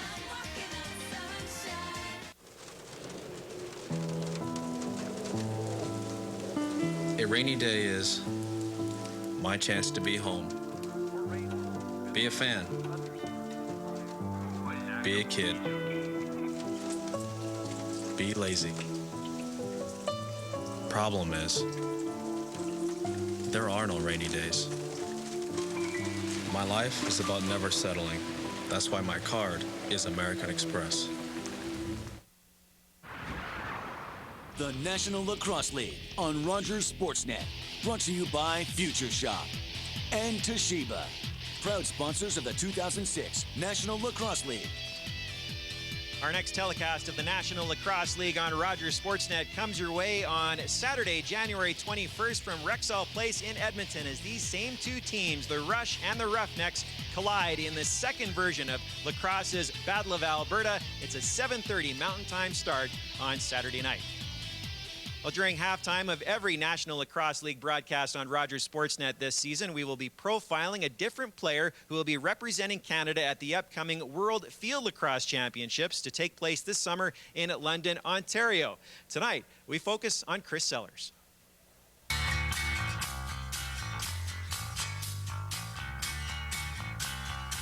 I was probably about 4 years old when my dad signed me up for mini type, I guess it was. I would have to say my dad, first and foremost. Oh, well, I played with JT for 4 years in Buffalo. I haven't played with Gary. I played against him, but I got to go with JT. I may change my mind after these World Games in '06, but I got to go with JT right now. I think the open space is probably my favorite part. I mean, I'm a transition player, and just the fact that there's all that room. In the O2 World Games in Perth, Australia, I represented Team Canada and it was a fantastic honor. I mean, just when they played the national anthem for that first time, it sent chills down my spine, so it was a good experience. I hope this time I can just bring back the gold. I mean, it was tough losing in that gold medal game in O2 to the States, and I think we got the team this go-around to compete and win it all. Player Profile, brought to you by the 2006 World Field Lacrosse Championships. Don't miss Team Canada compete for World Lacrosse domination at the World Championships this July in London, Ontario. Lewis Ratcliffe has 3 goals, a hat trick in the first half as the Calgary Roughnecks lead the Edmonton Rush 7-3. We'll have second half action next.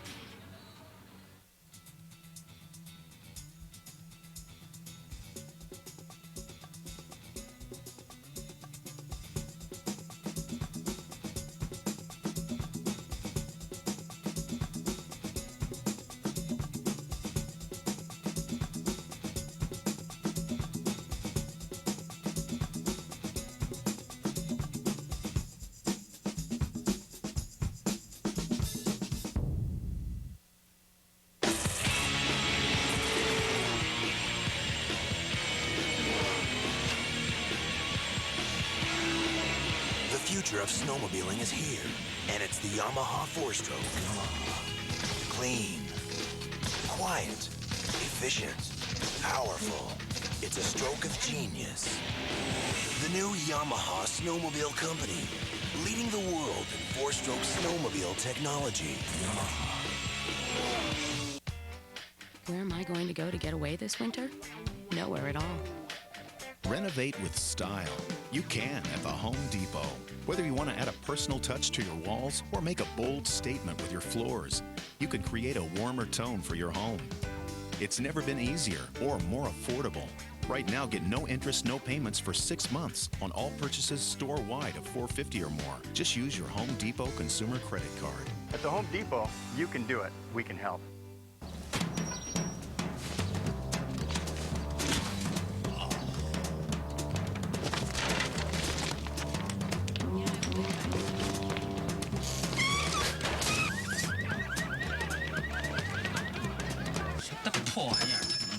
Man, what's gotten into people lately? Introducing Power Bar Triple Threat. The edge of a power bar, the taste of a chocolate bar. Taste, edge, nutrition. One bite, and you'll feel like you can take on anything. Power Bar. Be great.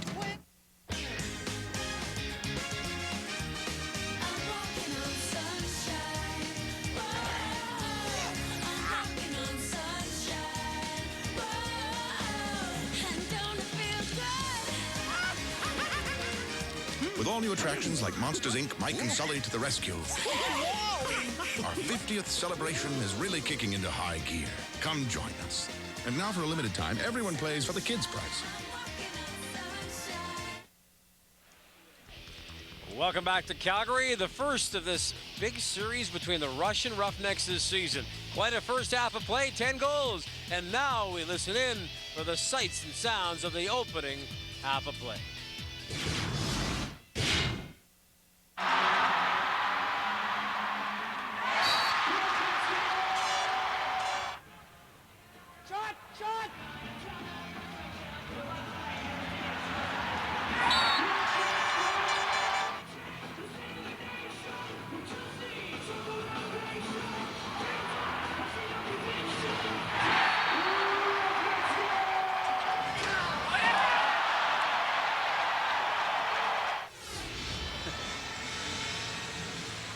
Well, tonight's first half stats are brought to you by Calfrac, technologies that work in the field. There's a look at the numbers after the first half, Keith. Well, if you take a look, the only big differences there is the score and the power play. Everything else is pretty even. I'm sure both coaches aren't going to be happy with certain aspects. Chris Hall taking too many penalties, and Paul Day, as you heard him say to Barry, the power play is crap. But the Rush are hanging in there, and they're hanging around. It's only a 4-goal game, which is nothing in the National Lacrosse League. And they can get a couple of quick ones early in the third quarter, and this expansion team can really put the heat on the homestanding Roughnecks. All the pressure's on Calgary. There's Dwight Metke out there as we're at the Pengrove Saddle Dome. The veteran goaltender out of Portland, Oregon. but has played a lot of ball in the lower mainland of British Columbia. 45 years young, still in great shape. His nephew, actually, is Jordan Cornfield, who is on the Edmonton Rush. And if you read Justin's bio, it says one of his highlights was last year. He scored 2 goals on his Uncle Dwight in a game between Burnaby and Victoria Shamrocks. All day, he spent a lot of time with Grant Speece, the official at the bench, letting him know his thoughts and what he'd like to see done. He has got a vision for this franchise, Paul Day. He's had so much success in Rochester. His vision is to take his time with this young team and do some things that have happened right here in Calgary. Spend 4 or 5 years till they vie for championships. And the guy's brilliant. He has got the background and the knowledge, and he's got the support.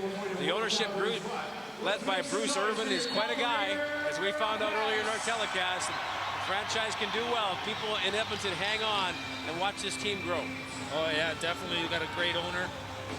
And, you know, I always find that it's gutsy to take on a head coaching position of an expansion team. I mean, you know, Paul's probably going to get a lot more gray hair, but you know, he's willing to build this team from scratch, and he's got a young team. And it's going to take 3 or 4 years before, you know, maybe they become real contenders.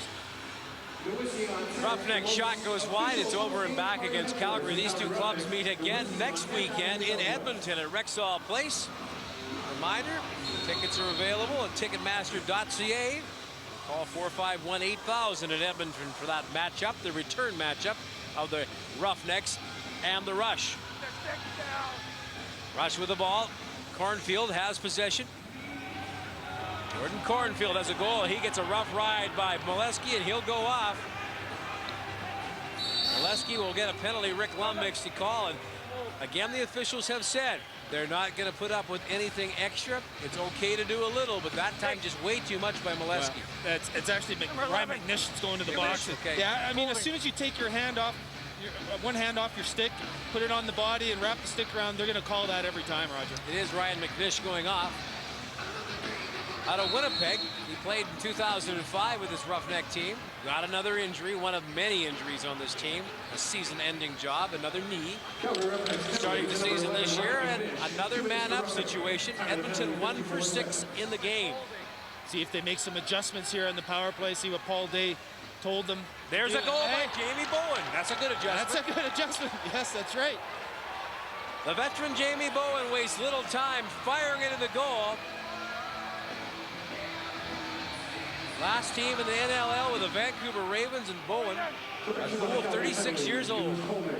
A little bit more ball movement, it seemed like, and body movement. Guys cut in the middle a little bit, creating some openings. Jamie Bowen drops the stick down. Curtis goes down, but pulls it short side. 3-goal match. Power play clicks again for the second time. They're 2 for 7 in the game. And they have possession, trailing by 3. Kerry Krzyzewski for the Edmonton Rush. Moves on the defender, Taylor Ray Krzyzewski.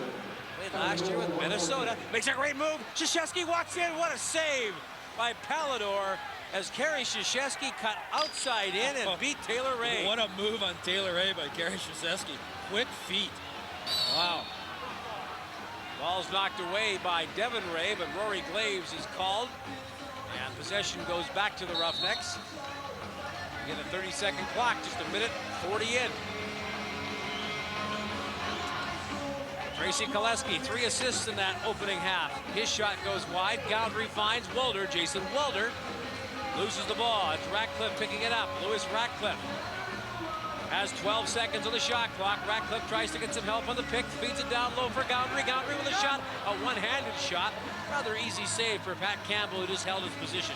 Yeah, I'm sure he'll take one-handed shots all night, Roger. Cam Bergman.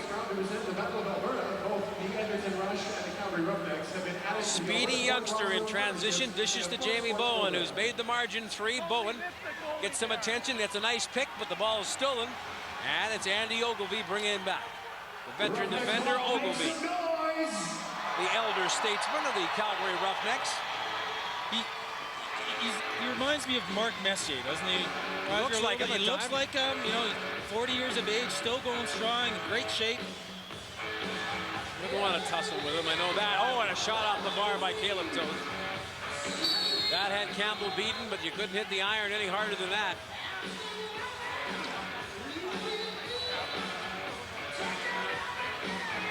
Another call being made. Maurice Getz, the technical referee, has made this call. I think it's going against the Edmonton Rush. Looks like it's an illegal substitution call again against Edmonton Rush. Bowen's second infraction. Bowen got that third goal of his year from Darren and Quinlan earlier to make it 7-4, but now he'll sit and watch as the Roughnecks go to the power play, and it's deadly when it's operating well. Lewis Ratcliffe to Koleski, back to Ratcliffe, down low. Kevin Dostie has trouble with the ball, gets it back. Koleski has time to Dostie, quick shot saved by Campbell and goes off his arm into the mesh, and possession stays with Calgary. 19 seconds, the time off the penalty. It looks like Edmonton's overloading their power play, their short man to one side, kind of taking away the shot from the right-handed shooters and leaving Kevin Dostie a little bit open on the crease there. Lewis Ratcliffe tries to get it down low. Loose ball to Dostie. He takes a brutal beating behind the goal, but retains possession. Licken keeps on ticking. Here's Ratcliffe. Into Koleski. Back on the back pass to Dostie. He gets a shot away. It deflects away. And then Caleb Toth is going to be called for the hit from behind. Caleb Toth will go off. 1:18 left in the penalty for Bowen serving the illegal substitution, and now it'll be Toth. So they'll go 4 aside on the floor. 3 minutes and 34 seconds in. You sense a little frustration in the Calgary Roughnecks. Yeah, well, just a few seconds before that penalty, Caleb Toth got leveled in front of the net, so I'm sure that was a bit of a retaliatory hit on his part. 2 minutes, checking from behind. Rick Lumsden is checking from behind. Here's another look right here. Boom. Yeah, right on the back. Gonna call that for sure. Power play will go to the Edmonton Rush in 1 minute and 15 seconds. All day 1 for 1.5. Now there's a joust in front. Quinlan and Taylor Ray, they leave each other alone. Krzyzewski cuts to the goal, feeds it back to Smalley. Travis Smalley works it away. 4-4. 15 on the shot clock. 4-on-4 as Quinlan goes up high, fires, and Palador deflects it away. Ray and Cornfield bump heavily. Andy Ogilvie picks up the ball, and Ogilvie has some time. 4 minutes gone and a half. Ogilvie will bring it up slowly. 30 seconds on the clock as he dishes it off. Jeff Molesky has the ball. Molesky will wait for Goundry to get on the floor. Walder's there along with Koleski. Tracy Koleski knocks it down. Koleski moves one-on-one on Bergman, tries to beat the defender. It goes high, quick shot off the bar. 2 this half already for the Roughnecks. The goaltender Campbell slaps the ball off Kyle Goundry, and possession will go to the Edmonton Rush. That was a great pick there by Jason Walder. Koleski came around. Walder just ran himself into the 2 Edmonton defenders and left Koleski with a wide open shot. There's Krzyzewski losing the ball. Devin Ray steals, and he'll break back with big Grant Hamilton. 2-on-1 these defenders. Ray goes right to the goal, and another save by Pat Campbell. The former Nighthawk of Rochester has been huge through much of this game. He's faced 27 Calgary drives. Lewis Ratcliffe. Now a short man situation for Calgary. The lone man in the box is Caleb Toth. Ratcliffe cuts to the goal and a shot. Pat Campbell with the save. One last chance with a 30-second clock for the Rush. They have the man up. Here's Jamie Bowen. He'll stop. He has the goal here in the second half. Feeds it off to Heavner. A good shot. And an equally good save by Curtis Palador. Yeah, we got to give Curtis Palador some credit. He's had a great game so far. He's faced a lot of power plays. Yeah, he's faced 27 shots himself. Koleski has the ball. 15 on the shot clock. Fires. Save made by Campbell. Penalty is over. As Toth out of the box. Knocks down Ted Jenner. Jenner gets right back up again, shows great wherewithal to hold on to the ball and feeds off to Kevin Howard. Shot clock at 12 for the Edmonton Rush, trailing by 3. Jamie Bowen cuts to the middle, gets a pick. Bowen has wide open, fires, in the save made by Palador as the seas parted for Bowen, but he couldn't beat the goaltender. He just put a nice move on Caleb Toth, a little head fake, and Toth bit, And Jamie Bowen stepped right around him. Caleb Toth goes mid-floor, fires wide of the bar. Kevin Dostie, good hustle to hold the ball in. Dostie has some time and possession. Shot clock at 10. 8:40 to go in the quarter. Dostie. Now the shot at 5. Gillespie up high. No stick for Toth as it knocked out of his hands, and that'll be it for the shot clock. The whistle will go, and we'll take a break. 8:29 to go in the third quarter. The lone goal belonging to Jamie Bowen of the Edmonton Rush in the quarter. It's a 3-goal game. They're down there! What? They're down there! Don't you freeze on me! Dig! We found them! For true Canadian taste from Canada's oldest brewery, it starts here. Who put this music on? Molson Canadian Lager. Behind the seduction Are you coming? lies a reality too shocking to fathom. Oh my God! Quentin Tarantino presents Hostel. I got a lot of money for you. Are now playing. Save the tuna! Save the tuna! Save the tuna! Save the... Oh, hiya, boss. It's Save on Tuna, Elvis. Save $1.50 on the new tuna melt.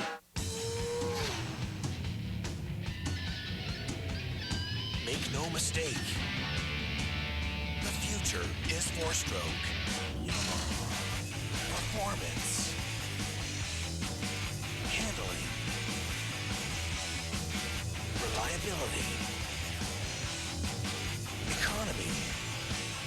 Leading the world in four-stroke snowmobile technology.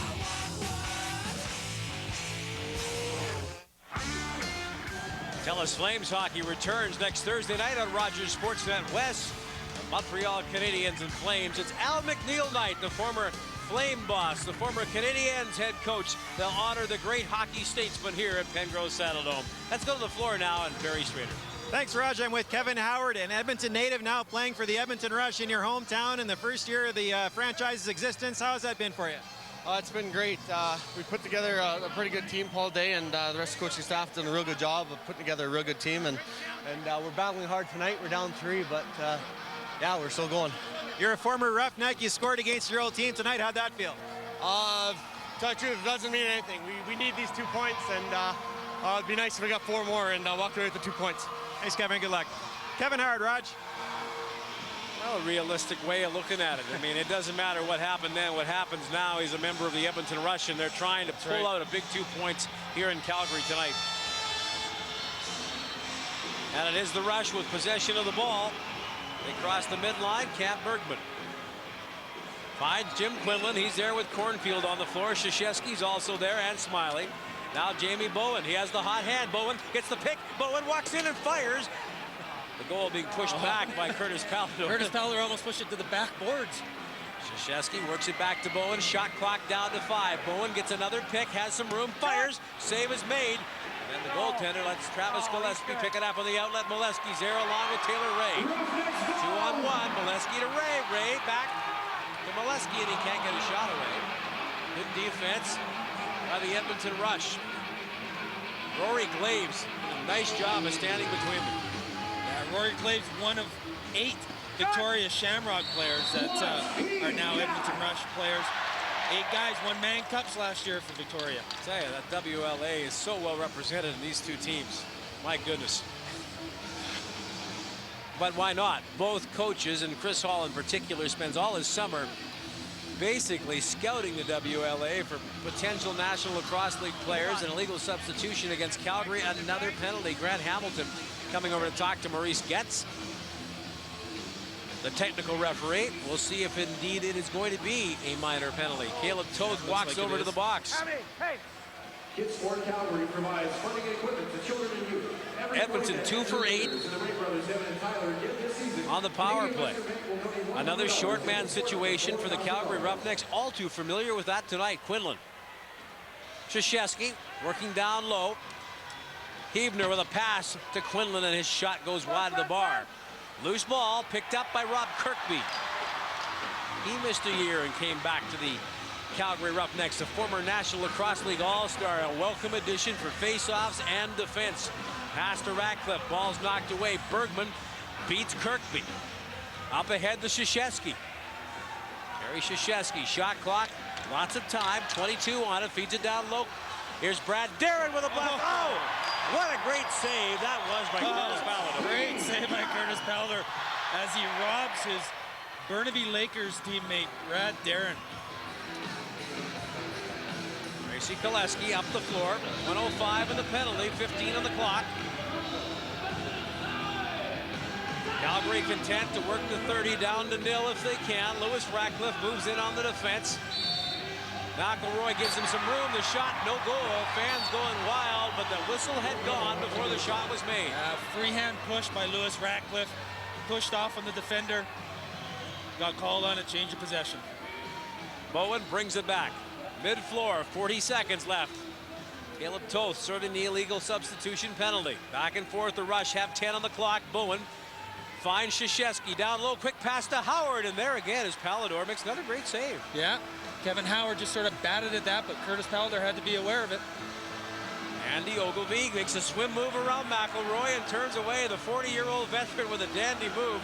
Couldn't get a shot, but kills time. 15 on the shot clock, and now 15 seconds on the penalty. 5:50 to go in the quarter. 7-4, one goal in this half. That's all. The power play marker by Bowen. Ratcliffe moves away from a stiff stick check, and 0 on the shot clock. 1 second left to go in the penalty, and in that 1 second time, Caleb Toth comes back out, and Caleb will go back in. He left a little prematurely. Now he's back on the floor. Back and forth he went. Jim Quinlan. Well, the Edmonton Rush, they go 5-on-5. Jordan Cornfield opened the scoring, cuts to the goal. Good defensive work by Devin Ray to ward him off. Krzyzewski holds the ball in, 5 on the shot clock. A long blast sails way wide, and it bounds high over the glass and into the crowd. Possession will go back to the Calgary Roughnecks. Coming up to 5 minutes left to go in the quarter. The Roughnecks have been absolutely silent on offense. Yeah, they've taken a couple penalties this quarter too. So they haven't had much time 5-on-5. But the Edmonton defense has tightened up, playing a lot stingier back there. They have indeed. Rory Glaves leading the way. Andrew Turner as well. Here's a chance for Koleski. Fires it high and wide of the bar. They get a new 30 though on the loose ball. Ratcliffe knocks it down. Can't find the handle on it. Randy Hillier with a good open floor feed that's picked off, and Jeff Molesky brings it back. New 30, Ratcliffe has the ball, moves mid-floor. Ratcliffe can't get a shot away. Good stick there by Strobart to take it away, but Molesky saves it for Calgary. In now to Koleski, back to Kevin Dostie. Koleski in front, and the shot goes just wide. Caleb Toth tracks it down. Toth moves away from one check, has some room, finds the ball. Shot clock down to 5 for Toth.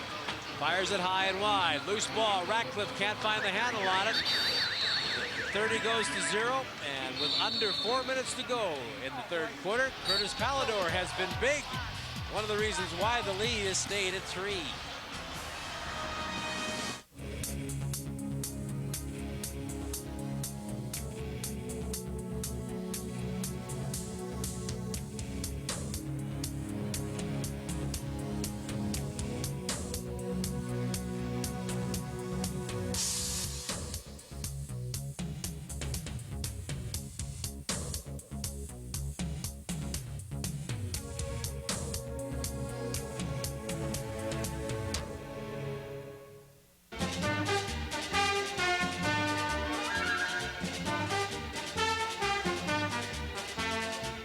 Big games don't belong on small screens. Just in time for Super Bowl, the Chunky $40,000 Ultimate Den Contest is back for round 2. Chunky is giving away another grand prize featuring an Attache Plasma TV and $30,000 in cash to do up your den your way. Plus, you can instantly win daily prizes. To enter, just type in your Chunky 9-digit CAN code at chunky.ca. Chunky, it fills you up right. Sometimes you need a hand. Now eliminate static without the chemicals in ordinary dryer sheets with new, reusable, chemical-free Natura static-free sheets only at Home Hardware and Home Building Center. Static-free sheets control static, soften clothes, and reduce wrinkles for 500 dryer loads. Chemical-free, hypoallergenic Natura static-free sheets only at Home Hardware. Help is close to home.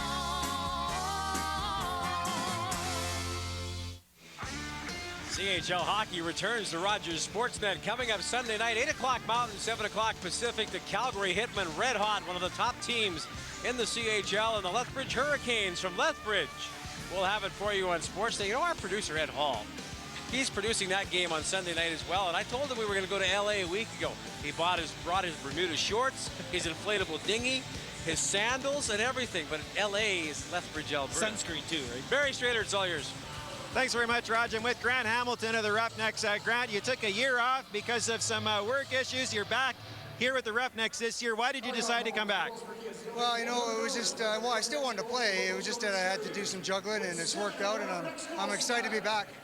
You only had 2 or 3 practices with the team before playing your first game tonight. How you feeling? Oh, not too bad. It just takes a while, like, to get into you know, the speed of the game and stuff, but it's fine now, no problem. Thanks, Grant. Good luck in the rest of the way. Thank you. Grant Hamilton, a Victoria police officer, Rod. Yeah, he came dressed for the game. Didn't bring no Bermuda shorts or sandals. I don't know if I'd want to see Ed in shorts, though. Nah. Possession goes to the Edmonton Rush. There's an empty net in the Edmonton goal. They have the extra attacker on the floor. And coincidental minor penalties were called. Koleski is off. And Andrew Turner now, the goaltender. Pat Campbell comes back out. They're just testing the waters, so to speak.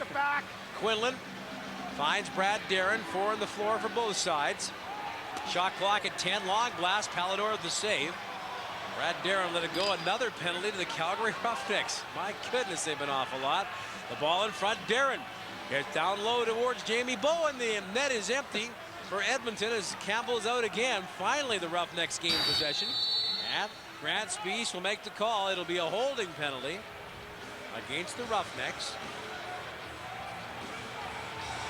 Don't know who it is. And this is a great situation. Yes, it is McNish. Ryan McNish, indeed, going off. I love the situation in the power play if you're the offense on a 4-on-3 on the floor. You've got lots of room to work. Tons of space. Lots of openings. A little bulldogging. Yeah. We call that bulldogging in Calgary. It's okay in the rodeo across the street, but it's not a big thing here in lacrosse. We'll call it down. Bowen with a shot blocked. That's smart, Grant Hamilton.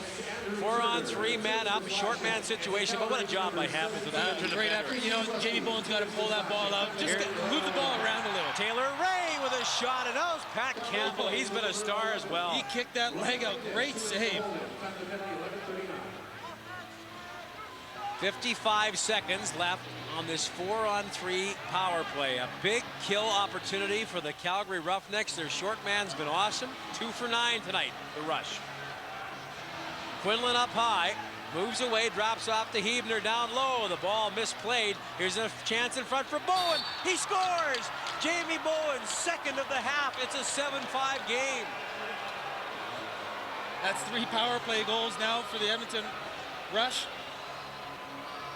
Chris Hall not happy with the penalties that Calgary's taken. Shot goes off the glass right to Jimmy Quinlan. Scoops it over to Jamie Bowen, and somehow he sneaks it between Curtis Pallador's legs. Goes off his leg pad, off the post, and in. You got to get lucky on some bounces. They've had the opportunity, and you know what? You give the Rush full marks for hanging in there. They had no time in this game, even down 7-2. Showed no quit. This is an expansion team with a lot of kids. They have hung in there, and they made a great game out of this one. Down 2. They're not going away. They're going to keep digging and working. That's a typical expansion team.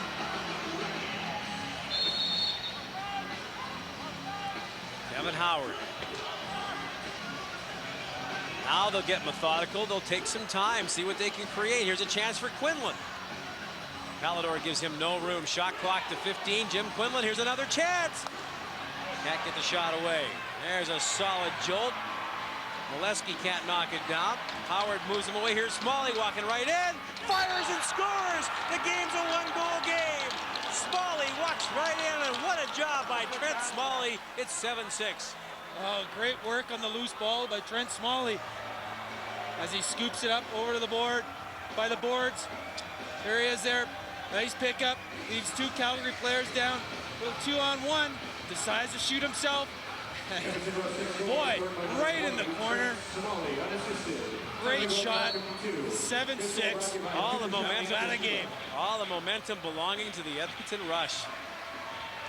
What a gutsy group of kids. They're playing their hearts out. Rory Glaves has the ball. Pat Campbell way out of the net.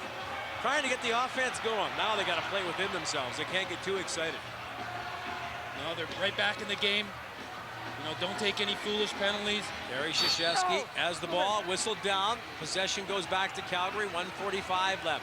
Only 3 goals in this, the third quarter, and they all belong to Edmonton. All right, Calgary fans, it's time. Andrew Beers at the quiet Pedro Saddledome as the Edmonton Rush have silenced almost everyone. Boy, what a rematch this sets up next week in Edmonton. Here's Ratcliffe walking in. Ratcliffe scores! Oh, Lewis Ratcliffe gets his 4th, and it was a sneaky one. Another great move, one-on-one by Lewis Ratcliffe. He just turned the defender inside out, walked right around him, and then just as he got hit, took the shot, and gets his 4th goal of the game. Let's watch him release this ball. Let's just move on Teddy Jenner. Oh, great move there. Steps around him, quick release just before Andy Turner gets to him, and he picks up his 4th goal and gives him some momentum back. Yeah, we'll see if Calgary can build upon this now as they finally stop the tide after the 3-goal run by the Rush. Tracy Koleski has the ball mid-floor, and he'll set things up. Finds Caleb Toth. Penalty coming up against Edmonton. Now with the goaltender, Palador off, 6 Roughnecks on the floor. Shot clock is at 10. Koleski running out of time, trying to direct some traffic. Down low. Walder in front to Koleski. He scores a big one. Tracy Koleski, and it's 9-6. We just finished saying, Roger, they can't take stupid penalties. And although it wasn't a power play goal, they did have the extra attacker out there. Took advantage of it, just like a power play. Goaltender goes to the bench. Koleski dishes the ball. It's a little give and go from Walder. Nice backhand pass by Walder. And just that little flick of the wrist by Koleski.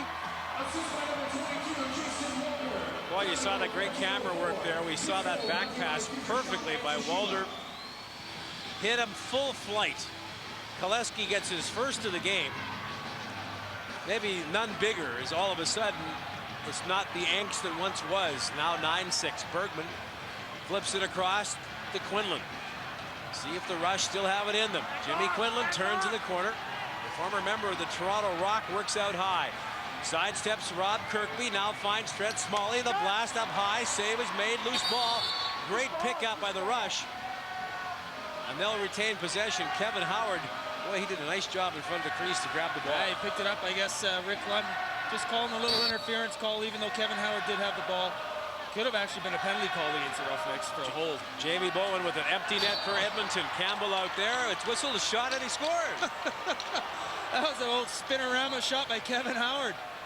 Little pick on the back. He rolls to the net, gets the pass.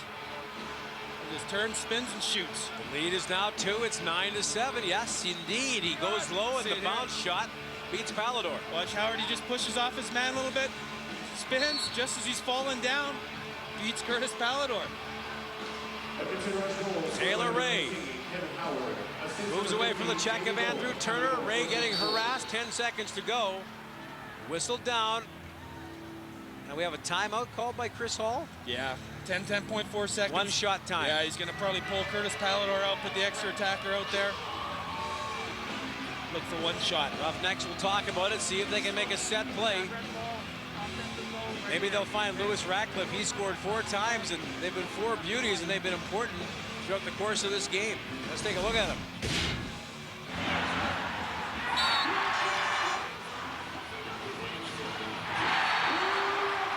You can't give Lewis Ratcliffe a lot of time to shoot. Look at that. He's beating him from everywhere, inside, outside, cut in the middle. There's another great one-on-one move. Lewis Ratcliffe has been a force tonight for Calgary. Well, maybe without Lewis Ratcliffe, the Edmonton Rush have a lead in this game. That's true. 9-7 game. WLA Rookie of the Year, won the Mann Cup for the Shamrocks in 2003. Great program in Victoria. Final seconds. Pass is bounced off. No time for Koleski. And the third quarter is going to come to an end. Andrew Turner. I tell you what, you got to love the way this guy plays defense. He makes you pay every time you have possession of the ball. So a big third quarter by the Edmonton Rush. They outscore the Roughnecks 4-2. We have a game going to quarter four.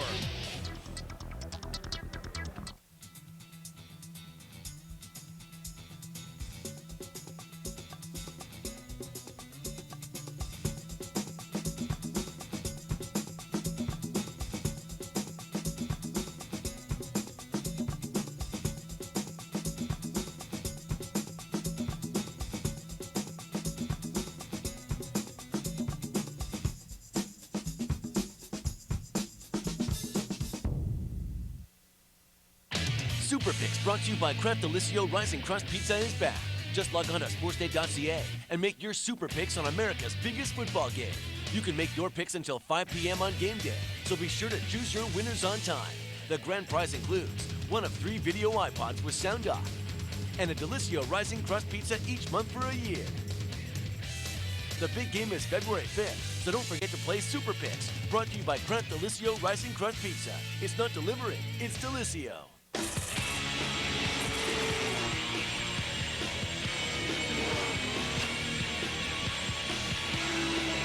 The future of snowmobiling is here, and it's the Yamaha 4-stroke. Clean, quiet, efficient, powerful. It's a stroke of genius. The new Yamaha Snowmobile Company, leading the world in 4-stroke snowmobile technology.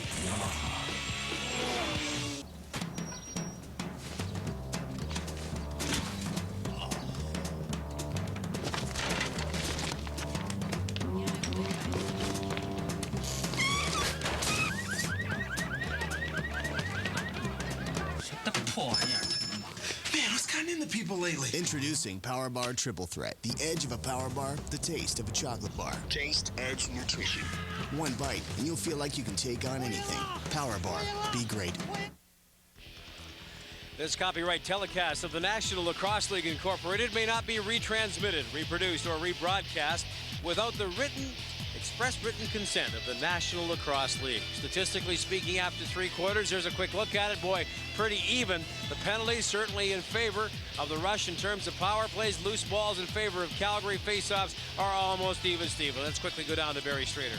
Thanks very much, Roger. I'm with Jamie Bowen. Jamie has scored 2 goals yourself in that third quarter. You outscored Calgary 4-2. Much better for you guys. Much better. I think we just settled down a bit there, and you know, the big rivalry talk, I think it's just kind of settling into a real good game here.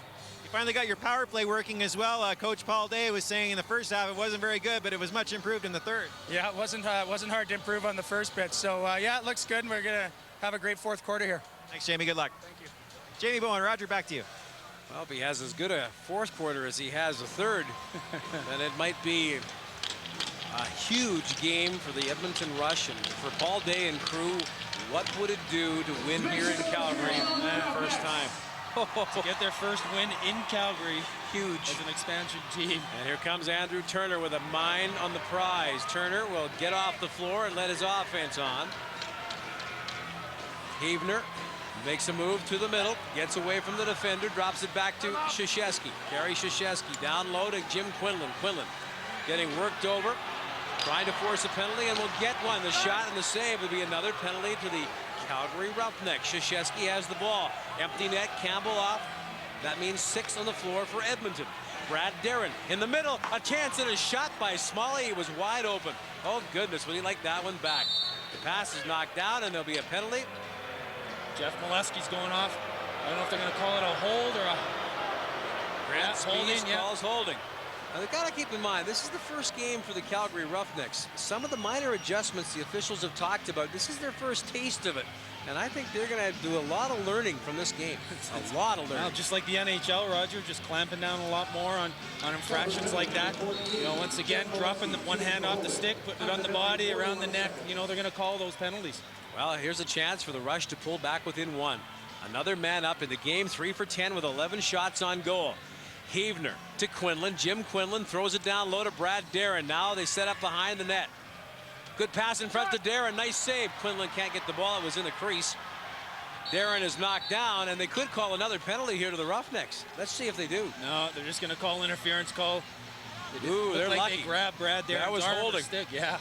They are very lucky. They're not down 5 on 3. Minute 5 gone. Havener starts it off. He has the ball up high, looks for a man to feed to. Brad Darren has it now. Darren fishes back to Heavner. Quick shot, and Calidor closes the door and gets the paddle down. Quick outlet pass to Andrew McBride. He's by his lonesome. Shoots, and another save by Pat Campbell. Rebound, the ball is loose, and Campbell knocks it away. Bounced right up in the air, and it looked like it had the backspin on it. It could have bounced in the net. Good effort by Pat Campbell to find the rebound. 55 seconds gone on the penalty now as Heavner takes over for the Rush. 15 on the shot clock. Edmonton's are very successful in the power play when they cut the middle. Look at, they're just standing around the outside of the perimeter looking for a shot. They're more successful when they're setting picks, cutting the middle. Here's Taylor Ray with a breakup, but he'll stop and wait. Or will he? He cuts to the goal. Ray shoots. Great save by Campbell again.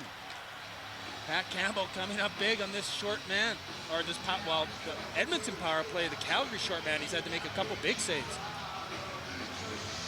The Edmonton power play not getting off the floor fast enough. First look Curtis Pallador has is down the floor. His guys are just busting their butts down the floor, and he's finding them. Shot clock at 5. Koleski with the ball. He'll try to kill off the 30 if he can. It's a chance for a blast. The back shot goes wide. Possession back to the Rush, and they have 10 seconds left in Molesky's penalty. This has been a big short man effort for the Calgary Roughnecks. It was critical. They played well, and they did. Jamie Bowen, penalty is over. Molesky on the floor. Brad Darren will sprint out. Bowen has time. Shot by Darren right on. Loose ball. Quinlan gets it. Good loose ball by Jim Quinlan. Edmonton's still working hard. They're going after every loose ball. They know they're still in this game. Quinlan feeds it off. Up high. Blast. He scores! Jamie Bowen's hat-trick goal. It is a 1-goal game. Wow. Curtis Pallador just threw his arms up in the air. Obviously, it must have been a screenshot. Couldn't see it. Jeff Molesky checking Jamie Bowen, and Jamie Bowen with a quick release sub shot. Beats Curtis Pallador over his shoulder. We'll take a look at it from behind. Molesky right in front. Pallador, yeah, he's a little slow in reacting to it. He did move his shoulder, but looks like he didn't see it. Big goal, 1-goal game, Roger. They just won't quit. Pat Campbell. Trent Smalley now with the ball. Chance to tie it for the Rush. Ted Jenner goes behind the Calgary goal. Shot clock is at 15, but they can take their time. Plenty of time left in this one for the Rush. Kevin Howard works in on Gillespie. Howard gets a little help from Smalley in the pick. Jordan Cornfield takes over. Cornfield, big blast, sails wide. Shot clock goes to 0. Possession comes back to Calgary. And the Roughnecks will let that 30 go off. I'm sure that 5-on-5 goal by Edmonton has given them a little bit of confidence. Struggling a little bit 5-on-5. They needed something to happen, and Jamie Bowen comes through with a big goal. Coming up to 11 minutes left in the 4th quarter in a 1-goal matchup. Caleb Toth cuts to the middle, and the defense by Andrew Turner. Wow. Excellent by Turner. Knocks it loose. Rory Glaves comes back. You see why Andrew Turner was the top defensive player in the National Lacrosse League. He's tenacious. He just doesn't stop. Excellent stick work, too. He's not a big man, but he uses his stick superbly. Brad Darren up high. He gets beat by a good stick, and here's a fast break opportunity for Kevin Dostie. He'll cut right to the goal. Dostie gets knocked away. Great effort by Jamie Bowen to get back. I tell you what, we've seen great stick work. That's outstanding defense with a stick. I didn't think Jamie Bowen had wheels like that. He showed you, didn't he? Quick blast. Krzyzewski with the shot, and it's knocked down. End to end we go. Loose ball will go back to Edmonton, and the fans are getting grumbly. Yeah, that was a good call by Rick Lum. Let's take a look at the stick check by Bowen just seconds ago. There's Kevin Dostie thinking he might have a breakaway, looking back and seeing 35-year-old Jamie Bowen chasing him, but a great effort to get back and knock the ball loose. Oh, Kevin Howard almost ties it up. And then Andrew McBride pushes Howard off.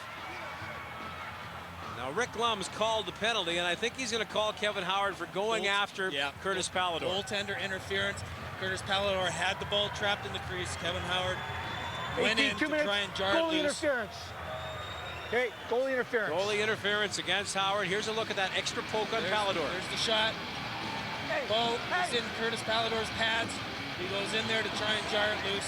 You can go after the ball in the crease as long as it's loose, but it was in Curtis's pads.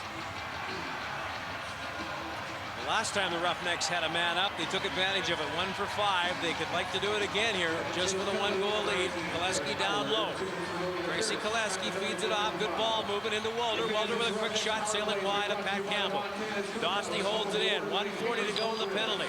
Less than 10 to go in the quarter. Walter finds Koleski. He's a magic man with the ball. What will the magician do? 2 on the shot clock. Quick blast. Ratcliffe with a shot. Saved by Campbell. Good save by Patty Campbell. Oh! Rory Glaves moves back. Here's a shorthand situation. The shot by Glaves. Save was made. Coming right back. End to end we go in Calgary. Ryan McNish on the floor. You watch this Calgary power play, Roger, how it differs from Edmonton's. They're always moving. Always. Every guy is moving, setting a pick, cutting the middle. They're never standing in one spot. You'll see them try to set up a play, and then they'll start. There's Koleski who sets a pick. A shot by Toth right on. Pat Campbell with a great save. In front, Koleski shot. Great save, Campbell. Koleski with the ball again. He just doesn't quit. He's out team 2-on-1 there and still handles both players. The ball is loose. Bergman can't pick it up. Where is that ball? Jason Walter has it. Walter walks right in. Walter shoots. Campbell the save. Loose ball in the crease, and Campbell finds it. Patty Campbell, what a game he's having. Yeah, Bergman brings it back up the floor. 20 seconds left to go in Kevin Howard's penalty. They can kill the entire thing off. They got the clock in their favor. Shot clock's now at 15. 13 on the penalty. Good work by Smalley to kill some time. Trent Smalley to Jim Quinlan. 8:10 to go in the quarter. Quinlan moves away from Andrew Beers. Jim Quinlan buying some time. Penalty is over. Shot clock at 0, and possession goes to Calgary as Quinlan and Ogilvie push and shove. Pat Campbell has been a huge story and a reason why his team is oh so close to pulling off an upset.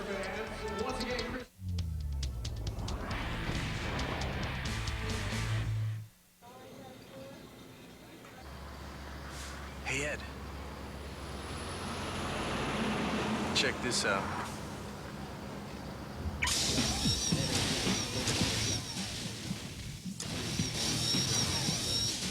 Nice.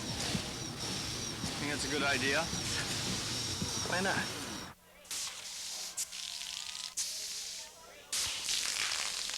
Ice cold Coors Light, the silver bullet. Seasons come and seasons go, but one thing always stays the same.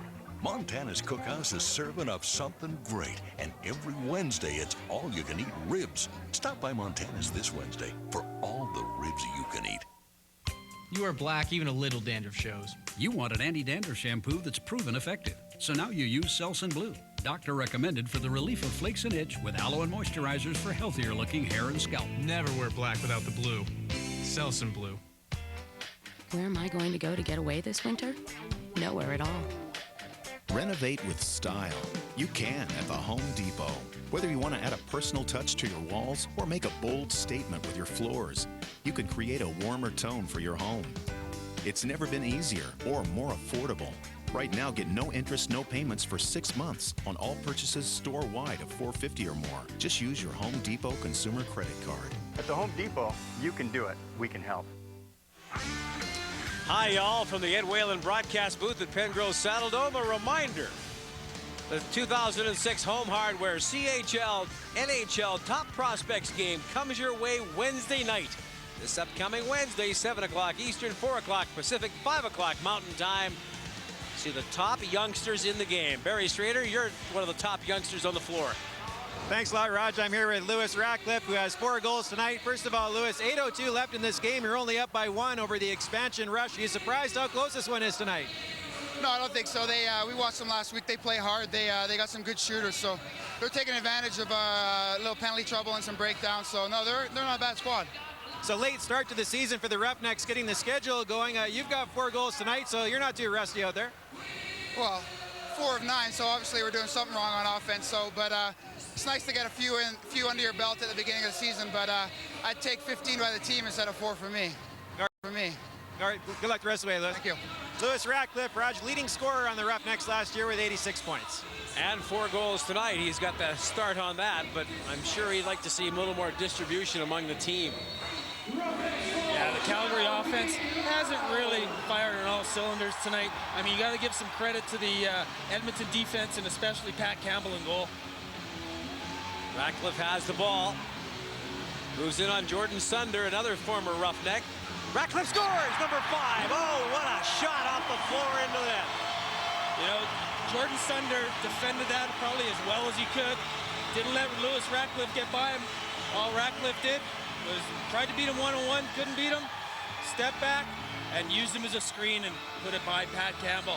Here you go, you'll see Lewis Ratcliffe going one-on-one. They've cleared out the area for Lewis Ratcliffe to go one-on-one on Jordan Sunder. Can't beat him, just steps back and fires it past Pat Campbell. Good job by Jordan Sunder, containing him, not letting him get past him. And Lewis Ratcliffe gets his 5th of the night. But don't count out Kerry Krzyzewski in the rush. Krzyzewski, while we showed that replay, raced down the floor and has made it a 1-goal game again. Great effort by Kerry Krzyzewski. I didn't actually even see it, Roger. I was looking at the replays. Well, we're gonna show it to you right now. Here we go. Look at a breakout off the face-off. Right off the face-off. Beats 3 Calgary players down the floor. Kerry Krzyzewski has a lot of speed. Nice bounce shot to beat Curtis Palador.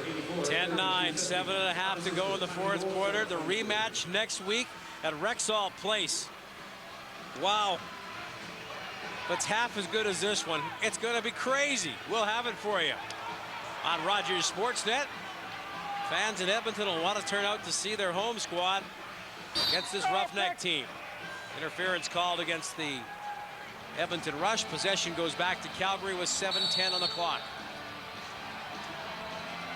Each 5-on-5 possession is huge now, Roger, in a 1-goal game. You don't want to make that mistake. You don't want to throw that stupid pass. 44-40, shots on goal in favor of the Rush. Shot clock is down to 12. Jason Walder goes up high, looks for a pick, can't get one, finds Koleski. Feed across to Dosty. Kevin Dosty with a sub shot, underhanded by one hand, and a nice save by Campbell. He had a lot of power on that, too. Cam Bergman races right back. Played in Anaheim last year, fires it across. Anaheim no longer, of course. He came over in the trade with Andrew Turner and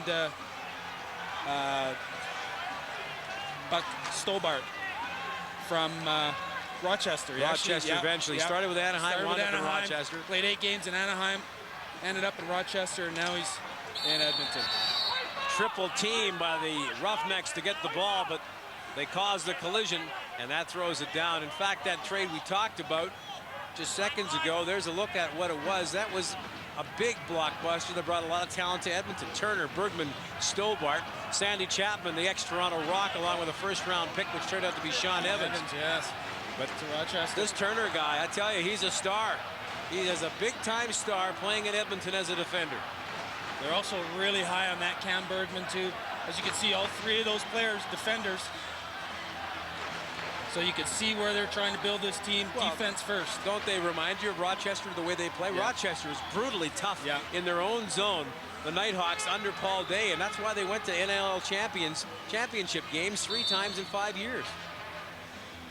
The man can coach D. Possession. to the rush. 20 on the shot clock for Jim Quinlan, trying to tie it up. 6 minutes to go in the quarter. Quinlan gets a pick from Darren, moves away, 15 on the clock.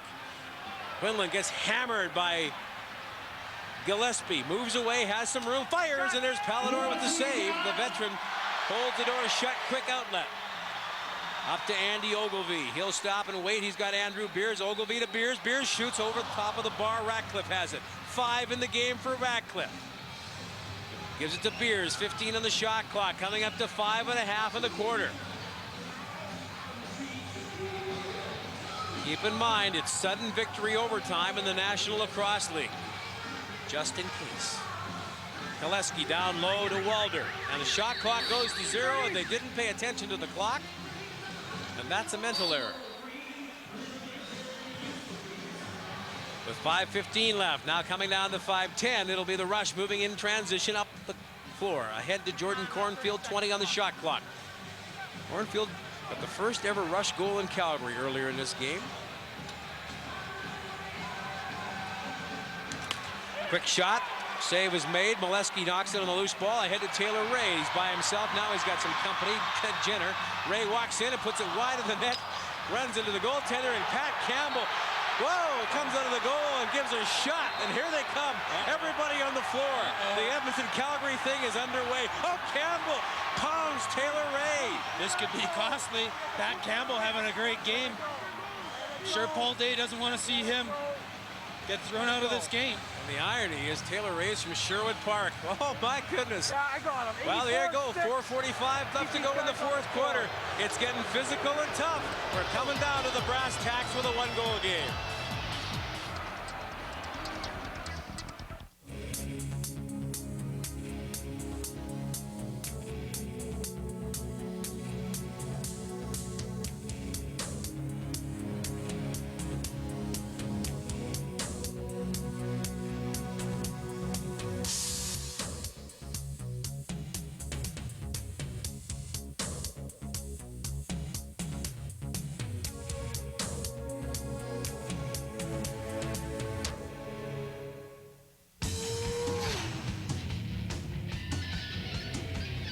Make no mistake, the future is four-stroke. Performance, handling, reliability,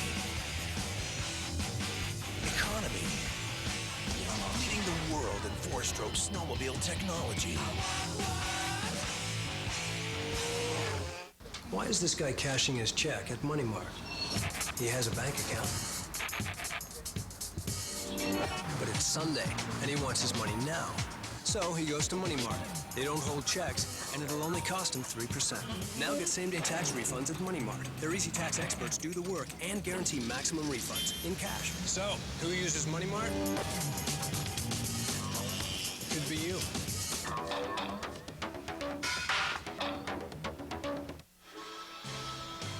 Those two Saskatchewan kids, R.J. Broadhead and Martine Guyard, standing by with an update on Sportsnet News following our telecast NHL coverage tonight. The Kipper Cam, Nick Kiprios, was wandering around Messier Night with a camera, and Showtime, I look at Glory Road as we take a look down there. Barry Strader, what's the Glory story for you? Well, I'm here with Cam Bergman of the Edmonton Rush. Cam, 10-9 with 4:45 left. The second game in a row for you guys. You've given the opposition everything they could handle. Yeah, definitely. We're all working hard and hopefully come out with a win here. It's a big game. What's it going to take in these last 4 minutes and 45 seconds to beat a very talented Calgary team? Just got to outwork them. That's all we've been doing all game, so hopefully it'll come through. All right, thanks, Cam. Good luck. Cam Bergman, Raj, back to you. Well, they have their work cut out for them. That fracas behind the net has cost the Edmonton Rush. They have two men in the penalty box. Jenner and Bowen. I think one of them is serving for Pat Campbell. Yeah. Now, the gate is open on the Calgary side, but I don't see anybody. They don't have anything on the board. It could be a 5-on-3, and this could be so costly. Emotions running a little deep for the Edmonton Rush, and it is a 5-on-3 power play for the Calgary Roughnecks. That's a tough break. Pat Campbell would love to have that back.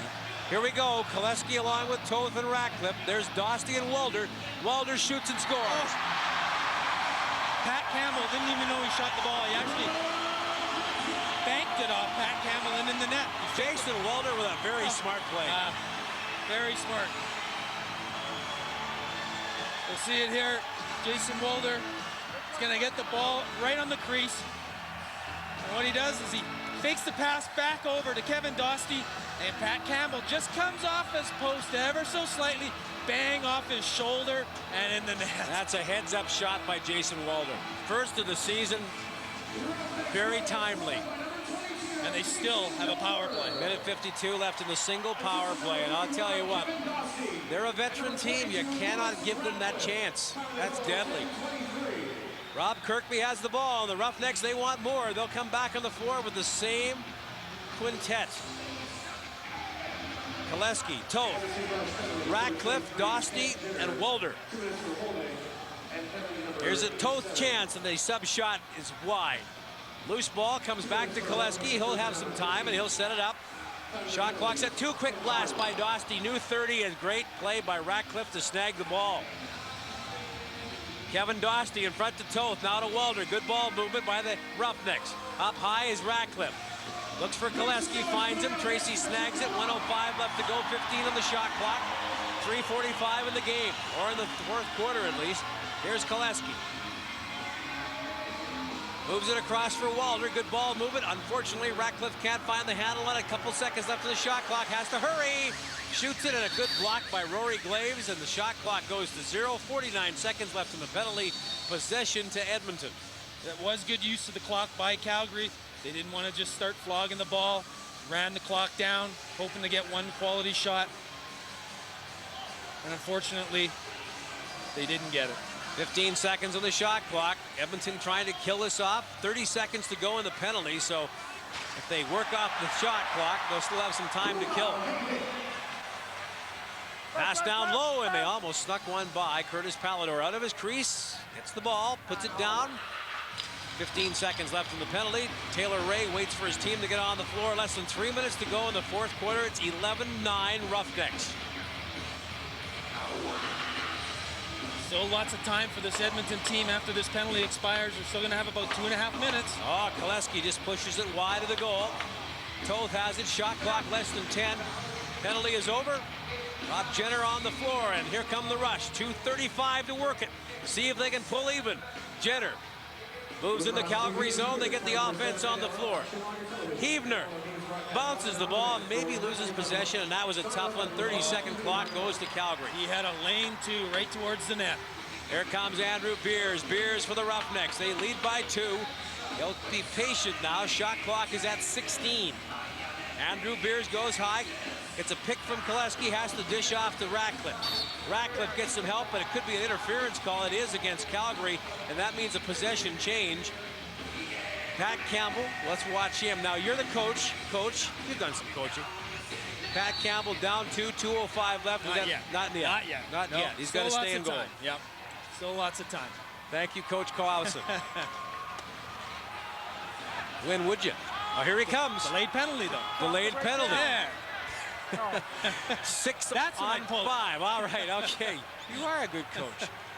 Quinlan up high to Bowen, down low. Chance with a delayed penalty situation. Tough pass, but Jamie Bowen flags it down. 5 on the shot clock. Quinlan doesn't know it. Has to let it go. Does. Shot and the save. But the penalty now.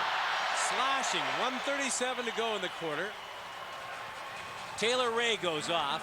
Does Pat Campbell stay on the bench and make it a 6-on-4? Slash. Here's the last chance for Edmonton. Curtis Pallador comes up big on Jim Quinlan. Watch the goalie. Say, if I'm the coach, no. You've got a 5-on-4 opportunity. No. Now they have a new 30 to work. Campbell in goal, so it is 5-on-4. Edmonton, they've been successful in the power play. 3 for 11. Jim Quinlan. Heavner. Here's a chance for Brad. Darren can't get the shot away. Tough break. Quinlan has the ball. Moves it into Heavner. Down to Darren. Can he handle the pass? Yes, he does. Finds Quinlan. 8 on the shot clock. Jamie Bowen whistles it wide over and back against the rush. Possession goes to Calgary. 1:34 in the penalty. 1:10 in the quarter.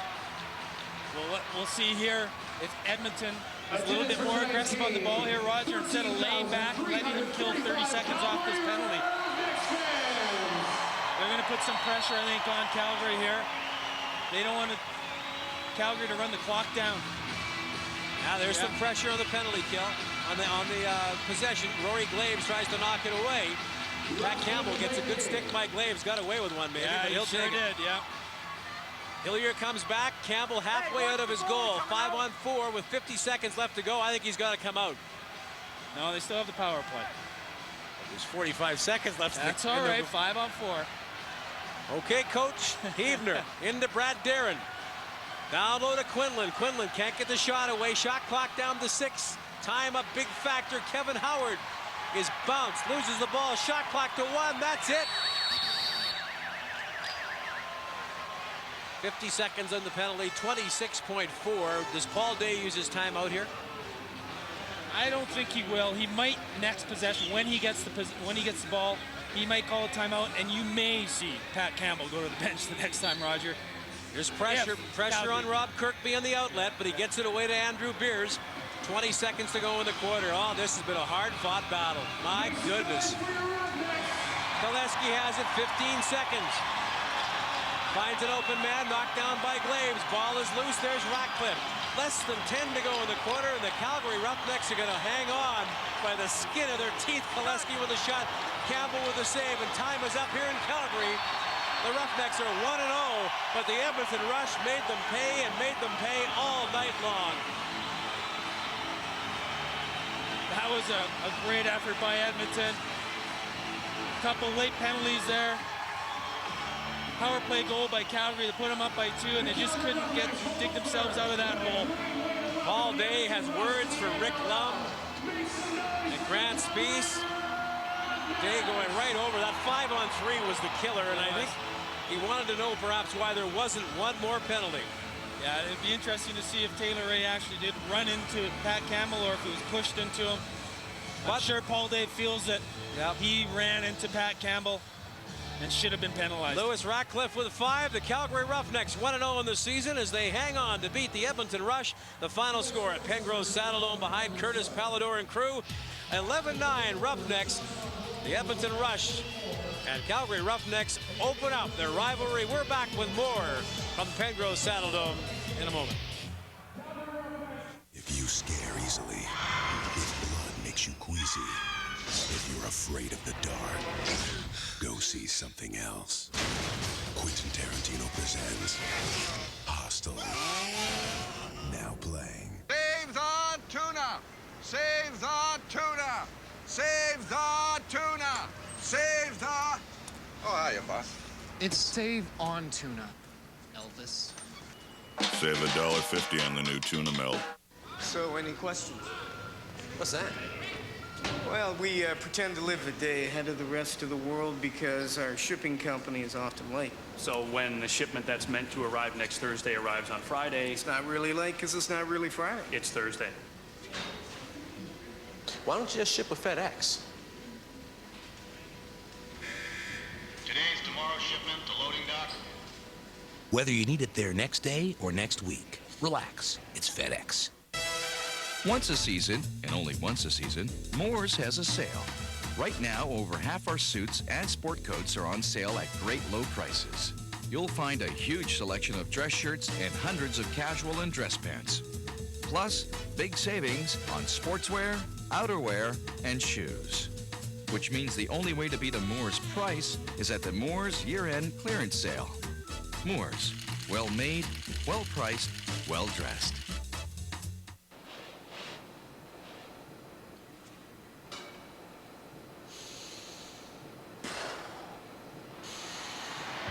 It's hockey that matters. Buffalo, Edmonton, Monday at 7 Mountain, 8 Central on Sportsnet West.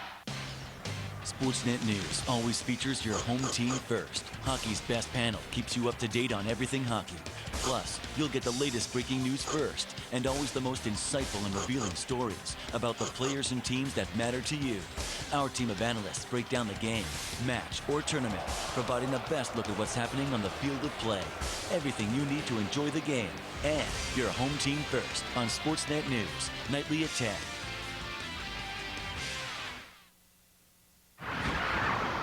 The National Lacrosse League on Rogers Sportsnet. Brought to you by Future Shock. And Toshiba, proud sponsors of the 2006 National Lacrosse League. And by Molson Canadian, for true Canadian taste from Canada's oldest brewery. It starts here. And the final score at Pengrove Saddledome, the Calgary Roughnecks hold on to beat the Edmonton Rush 11-9 in a ring-a-ding-dong dandy, as my old mentor Ed Whalen would say. Player of the game is brought to you by Future Shop and Toshiba, proud sponsors of the 2006 National Lacrosse League. It is Lewis Ratcliffe. What a night, Keith. It was a no-brainer. Lewis Ratcliffe had the hot stick tonight, scoring from everywhere, outside, inside, cut in the middle. It was his night tonight. Great start to the season for Lewis Ratcliffe and his Calgary Roughnecks. A total of 5 goals and 1 assist. It was a 6-point outing for Lewis Ratcliffe. And man, the guy can play offense. He works the way. That sub shot there was the clincher, his 5th goal of the night, and he is standing by on the floor with our Barry Strader. Thanks very much, Raj. A great way to start the season for Lewis Ratcliffe. As you mentioned, 6 points, 5 goals, and an assist, and plus you get the win, which always makes it that much nicer. Oh yeah, 5-1 doesn't mean anything unless you get the W, so that was nice. You're able to get a lot of time to shoot on goal tonight, and you're able to take advantage of it. Walk us through some of the plays you're able to make offensively.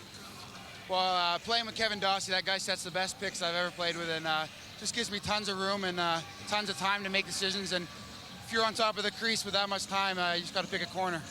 Well, if there wasn't a Battle of Alberta in lacrosse before tonight, there certainly is now. An 11-9 game, and it was a battle out there, wasn't it? Oh, definitely. They're a good team. They got a bunch of guys that I played with during the summer. They're all they won a Man Cup this summer, so they know how to win. They know how to play, so they're not a pushover by any means. You guys had to wait a little bit to start the season. January 13th is your latest start to a season, but now you get right into it. You've got 2 games back-to-back, 1 at home and 1 on the road back in Edmonton next weekend.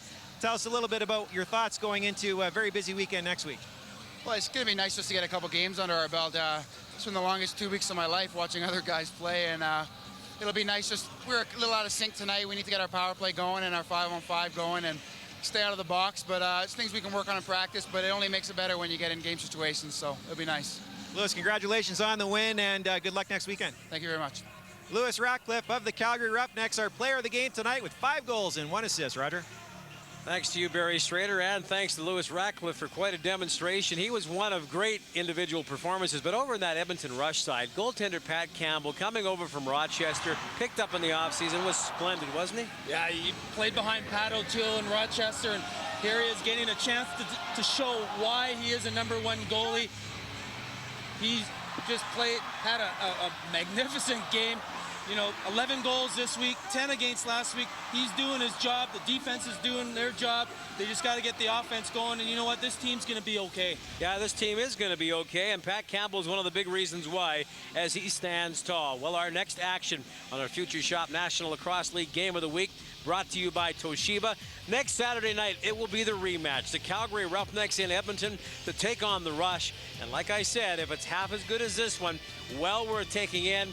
And that'll be at Rexall Place, and we'll bring you the action right here on Rogers Sportsnet West. Coming up next, Sportsnet News, RJ Broadhead, Martine Guyard standing by to wrap up the NHL. We'll take a look at the Messier jersey night through the eyes of Nick Kyprios and his Kipper Cam. And we'll look at Showtime and the movie Glory Road as we dissect that. Here in Calgary at Pengrove Saddledome, it was the home opener for the Calgary Roughnecks. They made it to the Western Championship game last year before losing to Arizona. They'd like to go back and even farther. But the Edmonton Rush, they had other ideas taking the lead. It was a big spurt by the Roughnecks, but the Rush would just never give up all game long. And despite 5 by Lewis Ratcliffe, the Rush found a way to keep it right into the battle near the end of the game before the Roughnecks put it away with a late goal. They go to 1-0 in the season. The Rush are 0-2 as Edmonton and Calgary gave us a great one.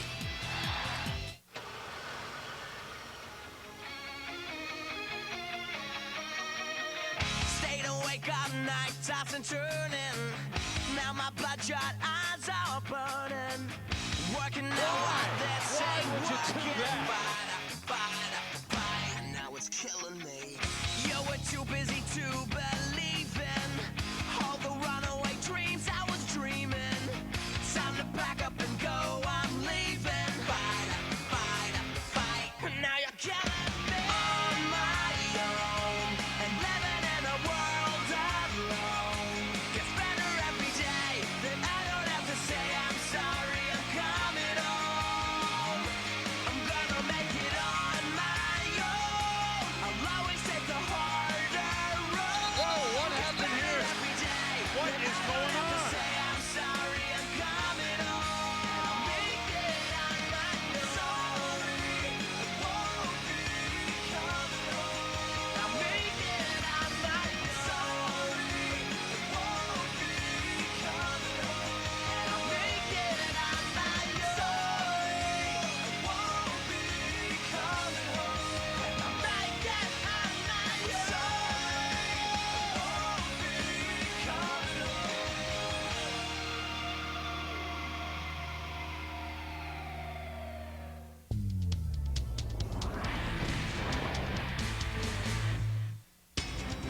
Hockey superstars first proved themselves in the CHL. Now, Shrimp, Letondres, and Barker head a list of young guns trying to become legends. See the next generation of stars. It's Victoriaville versus Gatineau, Sunday at 7 Eastern, 4 Pacific on Rogers Sportsnet.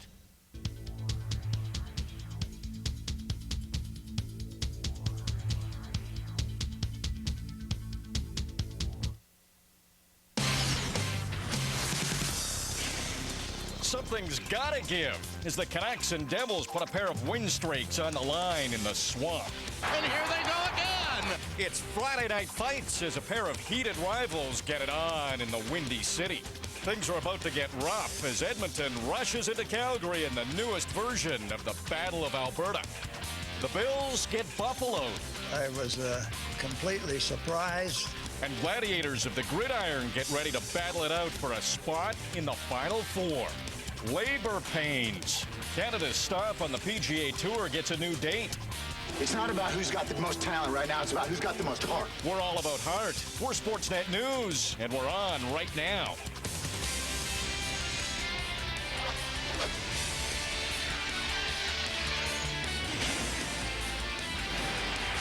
Welcome to Sportsnet News, Friday the 13th. But oh, yes. Let's hope we have a good show. Yeah, it'll go off without a hitch. RJ Broadhead, Martine Geyer. I got the names right. We know we're starting with the Canucks and Devils, and we know those are two hot teams. We do indeed, and we know that Martin Brodeur is probably not going to be focusing on the fact it is Friday the 13th because he's coming off a shutout and wouldn't mind another one under his belt. The Canucks have won their last 3 games in New Jersey, so hoping their good luck continues. There, first period, the Devils come out physical. That was Cam Jansen nailing Sammy Sal. Then with Vancouver pressing, Henrik Sedin with the shot. Brodeur, the nice shoulder save. Anson Carter can't bat home that rebound. The Canucks on the power play. Henrik back to Matthias Owen. His shot is stopped by a sprawling Brodeur. Back the other way the action goes. Scott Gomez puts one on net. All comes up with the initial save. And Zach Parise has a couple of whacks at it, but all stops those two. Late in the period, Jamie Langenbrunner, the shot, that one fools all, but it trickles wide, so Mark Crawford still able to smile. Second period, the Devils with the odd man rush. Gomez feeding Brian Giunta, but all gets over to make the nice pad save. Now the Canucks big line buzzing. Todd Bertuzzi centering for Brendan Morrison, but Brodeur turns him aside. The two will hook up again. Bertuzzi getting it over to Morrison again. Brodeur makes the stop, so it remains scoreless through 2. Early in the third, the Devils with the man advantage. Victor Kozlov. The weak shot gets past all as he is the first goalie to crack. New Jersey up 1-0. Then some physical play. Check out Steve McCarthy, who nails Grant Marshall from behind. Little melee pursues. And McCarthy would get shown the gate for boarding. So on the ensuing power play, the Devils take advantage. Gomez, the great centering pass for Giunta. He puts it home past all to make it 2-0. And the Devils would add an empty netter to make it 3-0. So there is Brodeur, probably loving Friday the 13th as he gets back-to-back shutouts and in fact has 3 shutouts in his last 5 games as the Devils snap a 4-game losing skid against Vancouver. Scott Gomez extends his point streak to 8 games while Vancouver, their road woes continue. They fall to 8-12-2 away from GM Place this season. Here's a look at the standings in the Northwest Division. So Vancouver not able to gain any ground, so everything as is. Sitting atop the Northwest with Edmonton and Calgary. Now here's Odeline and Barnaby going at it. Odeline and Barnaby right on the whistle. Just rub the gloves and start to try and tee off on one another. We figured this game might have some real nasty play to it. Down at the other end of the ice and the New Jersey end are sizing one another up. They just got out of the penalty box, and here they go again. This is ridiculous. It all started, the Canadians and Sabres, a long time ago, and Lyle Odeline and Matthew Barnaby have carried on a dislike for each other throughout their careers. Both guys play the physical game, but Barnaby pretty much guaranteed that Odeline would never like him when he and Rob Ray referred to Odeline as Cornelius from Planet of the Apes. At least this adds a little spice to the Penguins-Hawks matchup. It doesn't look like either of these guys is ready to make up. Odeline saying about Barnaby, quote, he's just one of those guys you don't like. It's mutual and always will be that way. It will probably go to the grave that way. Barnaby firing back saying, quote, with all the things that have happened over the years, we can't like each other. It's physically impossible. Unless they get traded to the same team, then they might have to mend the fences. Oh, wouldn't that be something? Wouldn't that be interesting? Boy, that would be an NHL drama right there. Be fun to watch. This is fun to watch because Andy Hilbert proves he's got a pretty good backhand, picking up his own rebound. We'll see another indication of his backhand right here. Shelving at glove side, and Marc-Andre Fleury. Hilbert, 2 backhand goals. That's his first career multi-goal game. Michel Therrien, what do you think of that? Here come the Hawks again. Radim Verbata, a guy that Dale Talon picked up. Hadn't done much, gets a goal here. 3-0 for the Hawks. Here we go. Yeah, they don't like each other. Look at Barnaby. Says, get out of here. We're going to scrap for a while. Odeline, Barnaby going at it. A couple of tough customers, and that is good to see. Good to see. The Penguins and Hawks will watch this one all the time for these two. Have a little dance. Power play for the Hawks. Martin Lapointe gets his 10th, 4-1 for Chicago. So the Penguins well on their way to completing their goal of being the worst defensive team in hockey. Keep in mind, Adam Monroe was playing between the pipes for the Hawks, just his second start this season. So everything going poorly for the Penguins as they lose their 5th straight. They've now lost 10 of their last 11 road games. Here's our power poll. Which of the following is the best rivalry in sports history? Basketball, you got Johnson and Bird. Little boxing, Ali, Fraser, Domi, and Probert. They had some tilts, didn't they? Connors, McEnroe, Piazza, Clemens, Woods, Mickelson. You log on to sportsnet.ca. The Capitals and the Ducks. What these two teams need is a rivalry. 2 guys that don't like each other. Travis Moan, he's stopped by Brent Johnson. Not a big rivalry. No score after 1. Alexander Ovechkin. Opponents don't like him because he's good. Look at this goal. Outstanding stuff. The rookie Stars, 28th of the year, 1-0 for the Caps. Ducks respond. Former Medicine Hat Tiger, Joffrey Lupul. That's a big-time shot for his 16th. Ties it at 1. Still in the second, Alexander Ovechkin. We saw him score. Now he runs over Vitaly Vishnevsky. Absolutely rocks the Ducks defenseman. He's a bull, this guy. Little more from Ovechkin. Now he's scoring again. Now he's got that Ducks defense backing up. Fancy little move. Spin around move. Wow. 29th of the year. It was 2-1 Caps. Travis Moan finally did get a goal to tie it at 2. As far as these two going toe-to-toe, the Calder contenders, at least as far as the points go for rookies. Alexander Ovechkin, a couple of goals. Both of Washington goals thus far. Sidney Crosby and the Penguins lost. They had 1 goal. He had an assist. Off to Carolina we go. The Hurricanes at home to the Predators. First period tied at 1. The Canes on the odd man rush. Corey Stillman gets to Andre Hutchinson, who beats Thomas Vokoun to give Carolina the 2-1 lead. The Canes keep it coming. Oleg Tverdovsky throws it towards the net. Eric Cole puts in the loose puck. The Canes up 3-1 after 1. Then in the third period, the Preds down 3-2 until this. For Carolina. Predators. Counter as the puck deflects in on the dump in. You gotta be kidding me. The Predators have tied it up on the oddest of bounces here tonight. Yes, indeed. That was courtesy of Kimmo Timonen. The teams would exchange late goals, so we're going to overtime tied at 4. And in OT, Scott Hartnell throws his stick. The penalty shot is called. Here's František Kaberle taking the shot for the Canes. And he will beat Vokoun as the Hurricanes win at 5-4 in OT for their 6th straight victory. The Blues and the Thrashers. Thrashers going for a season-high 4th straight win. And finally, their draft picks are starting to pay dividends. First period, Patrick Staffen. Remember him, first overall in 1999. He still does exist. Just his 6th of the year. Marian Hossa comes in. He's hooked by Kevin Dahlman. Had a breakaway. That's a penalty shot. One of the league's elite goal scorers. Hossa coming in on Curtis Sanford. Might have got a stick on it, or did that hit the post? Well, we'll give him the benefit of the doubt. Good save, Sanford. Carl Stewart, more bad luck for Eric Brewer. He gets hit by Stewart, left the game with a separated shoulder. Here's the number 2 overall pick in 2002, Kari Lehtinen, making all kinds of stops on the Blues, keeping them off the scoreboard. Then the first overall pick in 2001, the NHL's goal-scoring leader, Ilya Kovalchuk's 34th. Lehtinen gets the shutout. Atlanta's won 4 straight. Tampa playing their first game since waiving captain Dave Andreychuk, and there were some fans that acknowledged Andreychuk on this night as they hosted the Blue Jackets. First period of Evgeny Artukin puts it on net. Tim Taylor grabbing the loose puck. He beats Mark Denis to give Tampa the 1-0 lead after 1. Second period, Freddie Modin, he lets the shot go. It's stopped, but Ruslan Fedotenko is there to put away the rebound, and with that, the Bolts are up 2-0. Columbus looking to get on the board. Sergei Fedorov beats Sean Burke, but the goal is called off. The refs will rule that Rick Nash was in the crease, and if you take a look at the replay, yes, indeed, a good call. So the Bolts still up 2-0 through 2. Third period, now 2-1 for Tampa. Nolan Pratt, the outlet pass to Martin St. Louis. He goes in alone and beats Denis to get the Lightning the 3-1 lead. They go on to win at 4-2 for only their 4th victory in their last 12 games. Lots to come on the news. Who will draw first blood as the Battle of Alberta turns a new page? Does Charlie know who's in charge after Sam sits him? And what will be the NBA's reaction to Keon's duel with Ray? The answers when Sportsnet returns. This edition of Sportsnet News brought to you by Mr. Transmission. Introducing our new 5-year, 100,000-kilometer warranty. Available only at Mr. Transmission. Visit our website at www.mrtransmission.com to find a dealer near you.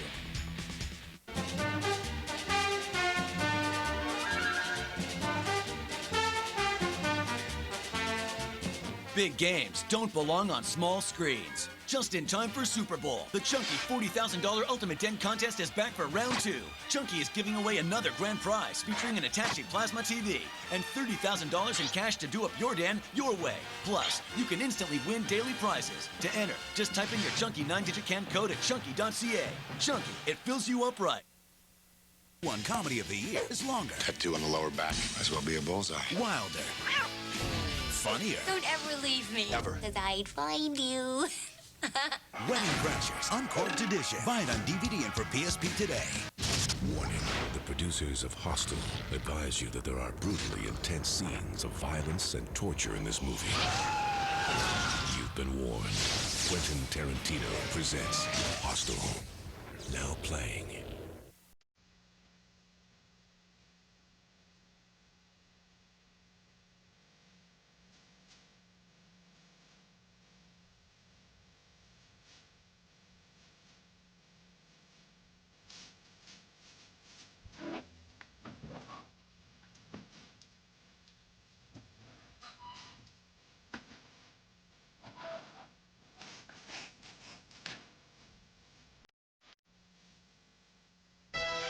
Once a season, and only once a season, Moore's has a sale. Right now, over half our suits and sport coats are on sale at great low prices. You'll find a huge selection of dress shirts and hundreds of casual and dress pants. Plus, big savings on sportswear, outerwear, and shoes. Which means the only way to beat a Moore's price is at the Moore's year-end clearance sale. Moore's, well-made, well-priced, well-dressed. Put it in! What a move! Forget about it! Let the games begin. Your home for more NBA games this season is Rogers Sportsnet. Isn't that gorgeous? Your strategy should be to subscribe to all Sportsnet channels and get over 150 NBA matchups this season, including selected games in high definition.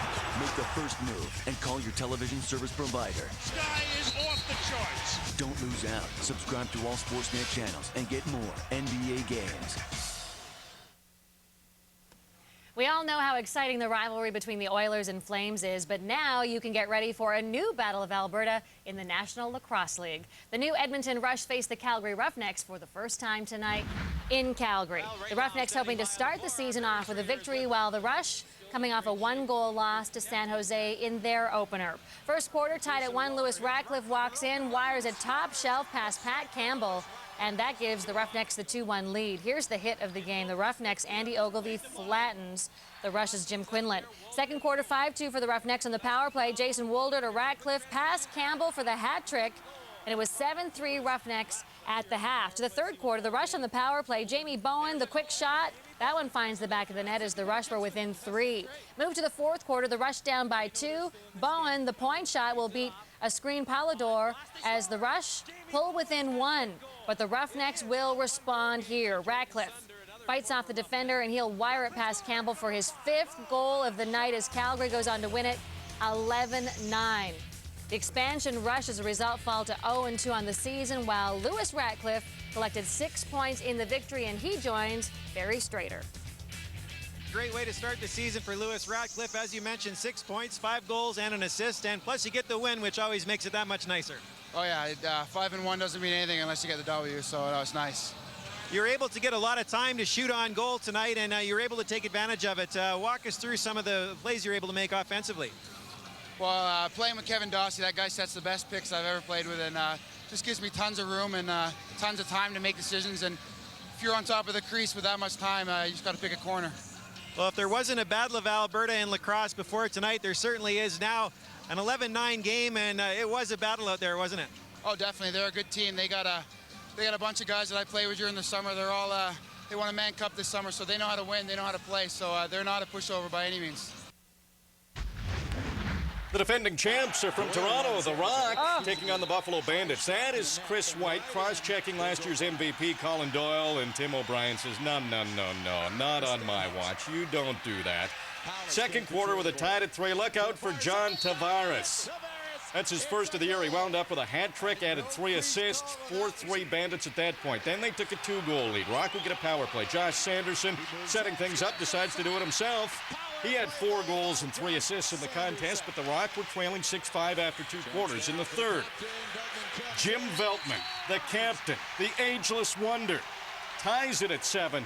Still tied in the fourth, Lindsey Plunkett drives to the net and plunks it in.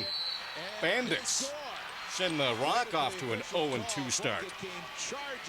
The midway point of the NBA season can be the toughest part of the year for rookies who are not used to the length or the rigors of the pro schedule. The Raptors' Charlie Villanueva is finding that out firsthand. Despite proving many of his critics wrong at the start of the season and coming out of the gate strong, he has hit what many call the proverbial rookie wall. After a great run in December that saw him earn Rookie of the Month honors, Charlie Villanueva has struggled the last couple of games and has found himself benched in the second half the last 2 games, but he's not passing the blame, taking full responsibility. It's frustrating. I'm not frustrated at the coaches. I'm frustrated at myself, the way I'm playing. I mean, it's my fault. I deserve, I deserve to be on the bench if I'm not playing well. We talk about it all the time, and he understands. And, I'm trying to get Charlie to understand he can help us in other ways other than scoring. And, he can defend, he can rebound, he can pass the basketball, and he understands that. I'm going to try not to let that happen again. I'm not going to give Coach a reason for him not to play me in the second half. Athletes' egos are a staple in professional sports, but are there any better examples than NBA players? The latest is Steve Francis. The Orlando Magic guard was suspended indefinitely by the team for refusing to re-enter Wednesday's game against Seattle. According to team sources, Francis refused to go back in the court late in the game and previously had complained about the team's offense and appeared disinterested during play. Meantime, more followed from that Magic Sonics game. Ray Allen was hit with a 3-game suspension for his role in Wednesday's fight with Orlando Magic guard Keon Dooling. Dooling will sit out 5 games for the fight and for trying to confront Allen after the game. The Nuggets and the Wolves. First quarter, Kenyon Martin blocked by Eddie Griffin. The ball comes down the court to Kevin Garnett, and when he's alone like that, you pretty much know what the result's going to be. T-Wolves a comfortable 14-point lead in the fourth quarter. Rashad McCants feeds Garnett inside, puts it in off the window. Many still a big lead. Troy Hudson lobs it up. Up a little more from KG. 31 points on the night, leading his T-Wolves to a 103-89 win. Off to Memphis, the Grizzlies at home to the Nets. We pick up in the second quarter. Shane Battier driving. He feeds Pau Gasol, who slams it down, and the Grizzlies up by 10. Late in the second, more from Memphis. Eddie Jones for 3. He knocked that down, capping a 15-0 run, and the Grizzlies were up at 18 at the half. We move to the third now. Jones lobs it up to Mike Miller, and he'll lay it in as the Grizzlies win it easily, 81-69. Speaking of easy, the Heat having a pretty easy time with Seattle. Robert Swift grabs the loose ball, throws it down. The Sonics were up by 6 after 1. Oh, that would change. Heat still trailing. Alonzo Mourning grabs the rebound, slams it home. Oh, he could have been a Raptor. Heat trailing by 3. Still in the second. Shot clock winding down. James Posey for 3. Part of an 11-2 Heat run. They were up by 4, and they just kept pulling away. Late in the second, Antoine Walker knocks down the 3 ball. The Heat had 71 points in the half. That's the most points in a half this season. They were up by 15 at the break, just starting the third quarter. Lots more still to come. More Buffaloes for the Bills as Malarkey hightails it. The preparations are complete. All that's left now is to compete as the NFL playoffs shift to round 2. And will Gerber's gaffe land him in our misplay of the day? You have to stay tuned to find out.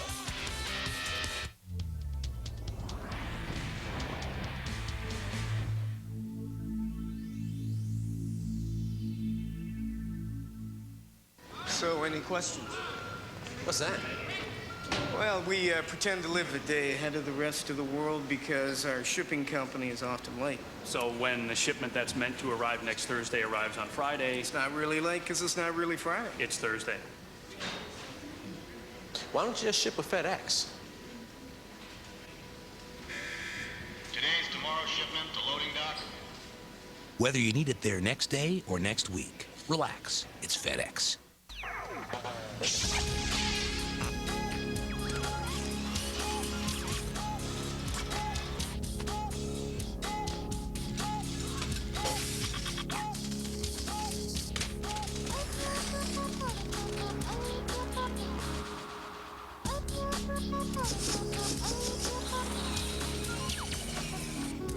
Create a reaction with the fusion of style and substance. Fusion, new from Ford. Where am I going to go to get away this winter? Nowhere at all. Renovate with style. You can at the Home Depot. Whether you want to add a personal touch to your walls or make a bold statement with your floors, you can create a warmer tone for your home. It's never been easier or more affordable. Right now, get no interest, no payments for 6 months on all purchases store-wide of $450 or more. Just use your Home Depot consumer credit card. At the Home Depot, you can do it. We can help. Super Picks brought to you by Kraft Delissio Rising Crust Pizza is back. Just log on to sportsday.ca and make your Super Picks on America's biggest football game. You can make your picks until 5 p.m. on game day, so be sure to choose your winners on time. The grand prize includes one of 3 video iPods with sound off and a Delissio Rising Crust Pizza each month for a year. The big game is February 5th, so don't forget to play Super Picks. Brought to you by Kraft Delissio Rising Crust Pizza. It's not delivering, it's Delissio.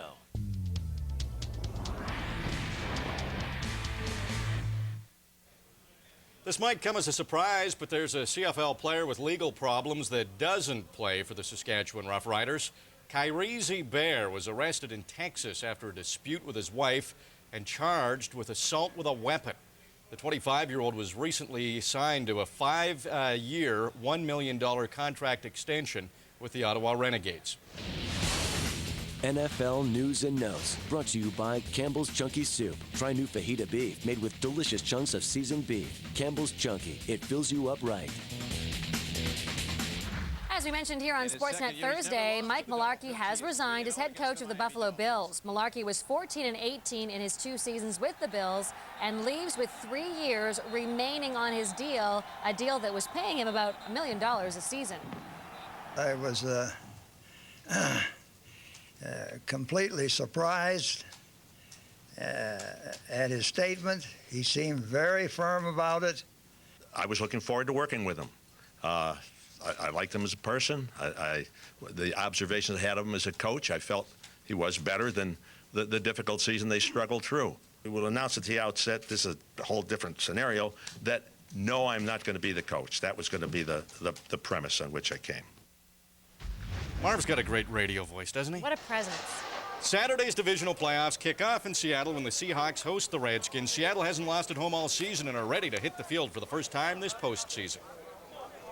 You play all season long to get the first round bye. Remember, we all wanted to get the first round bye.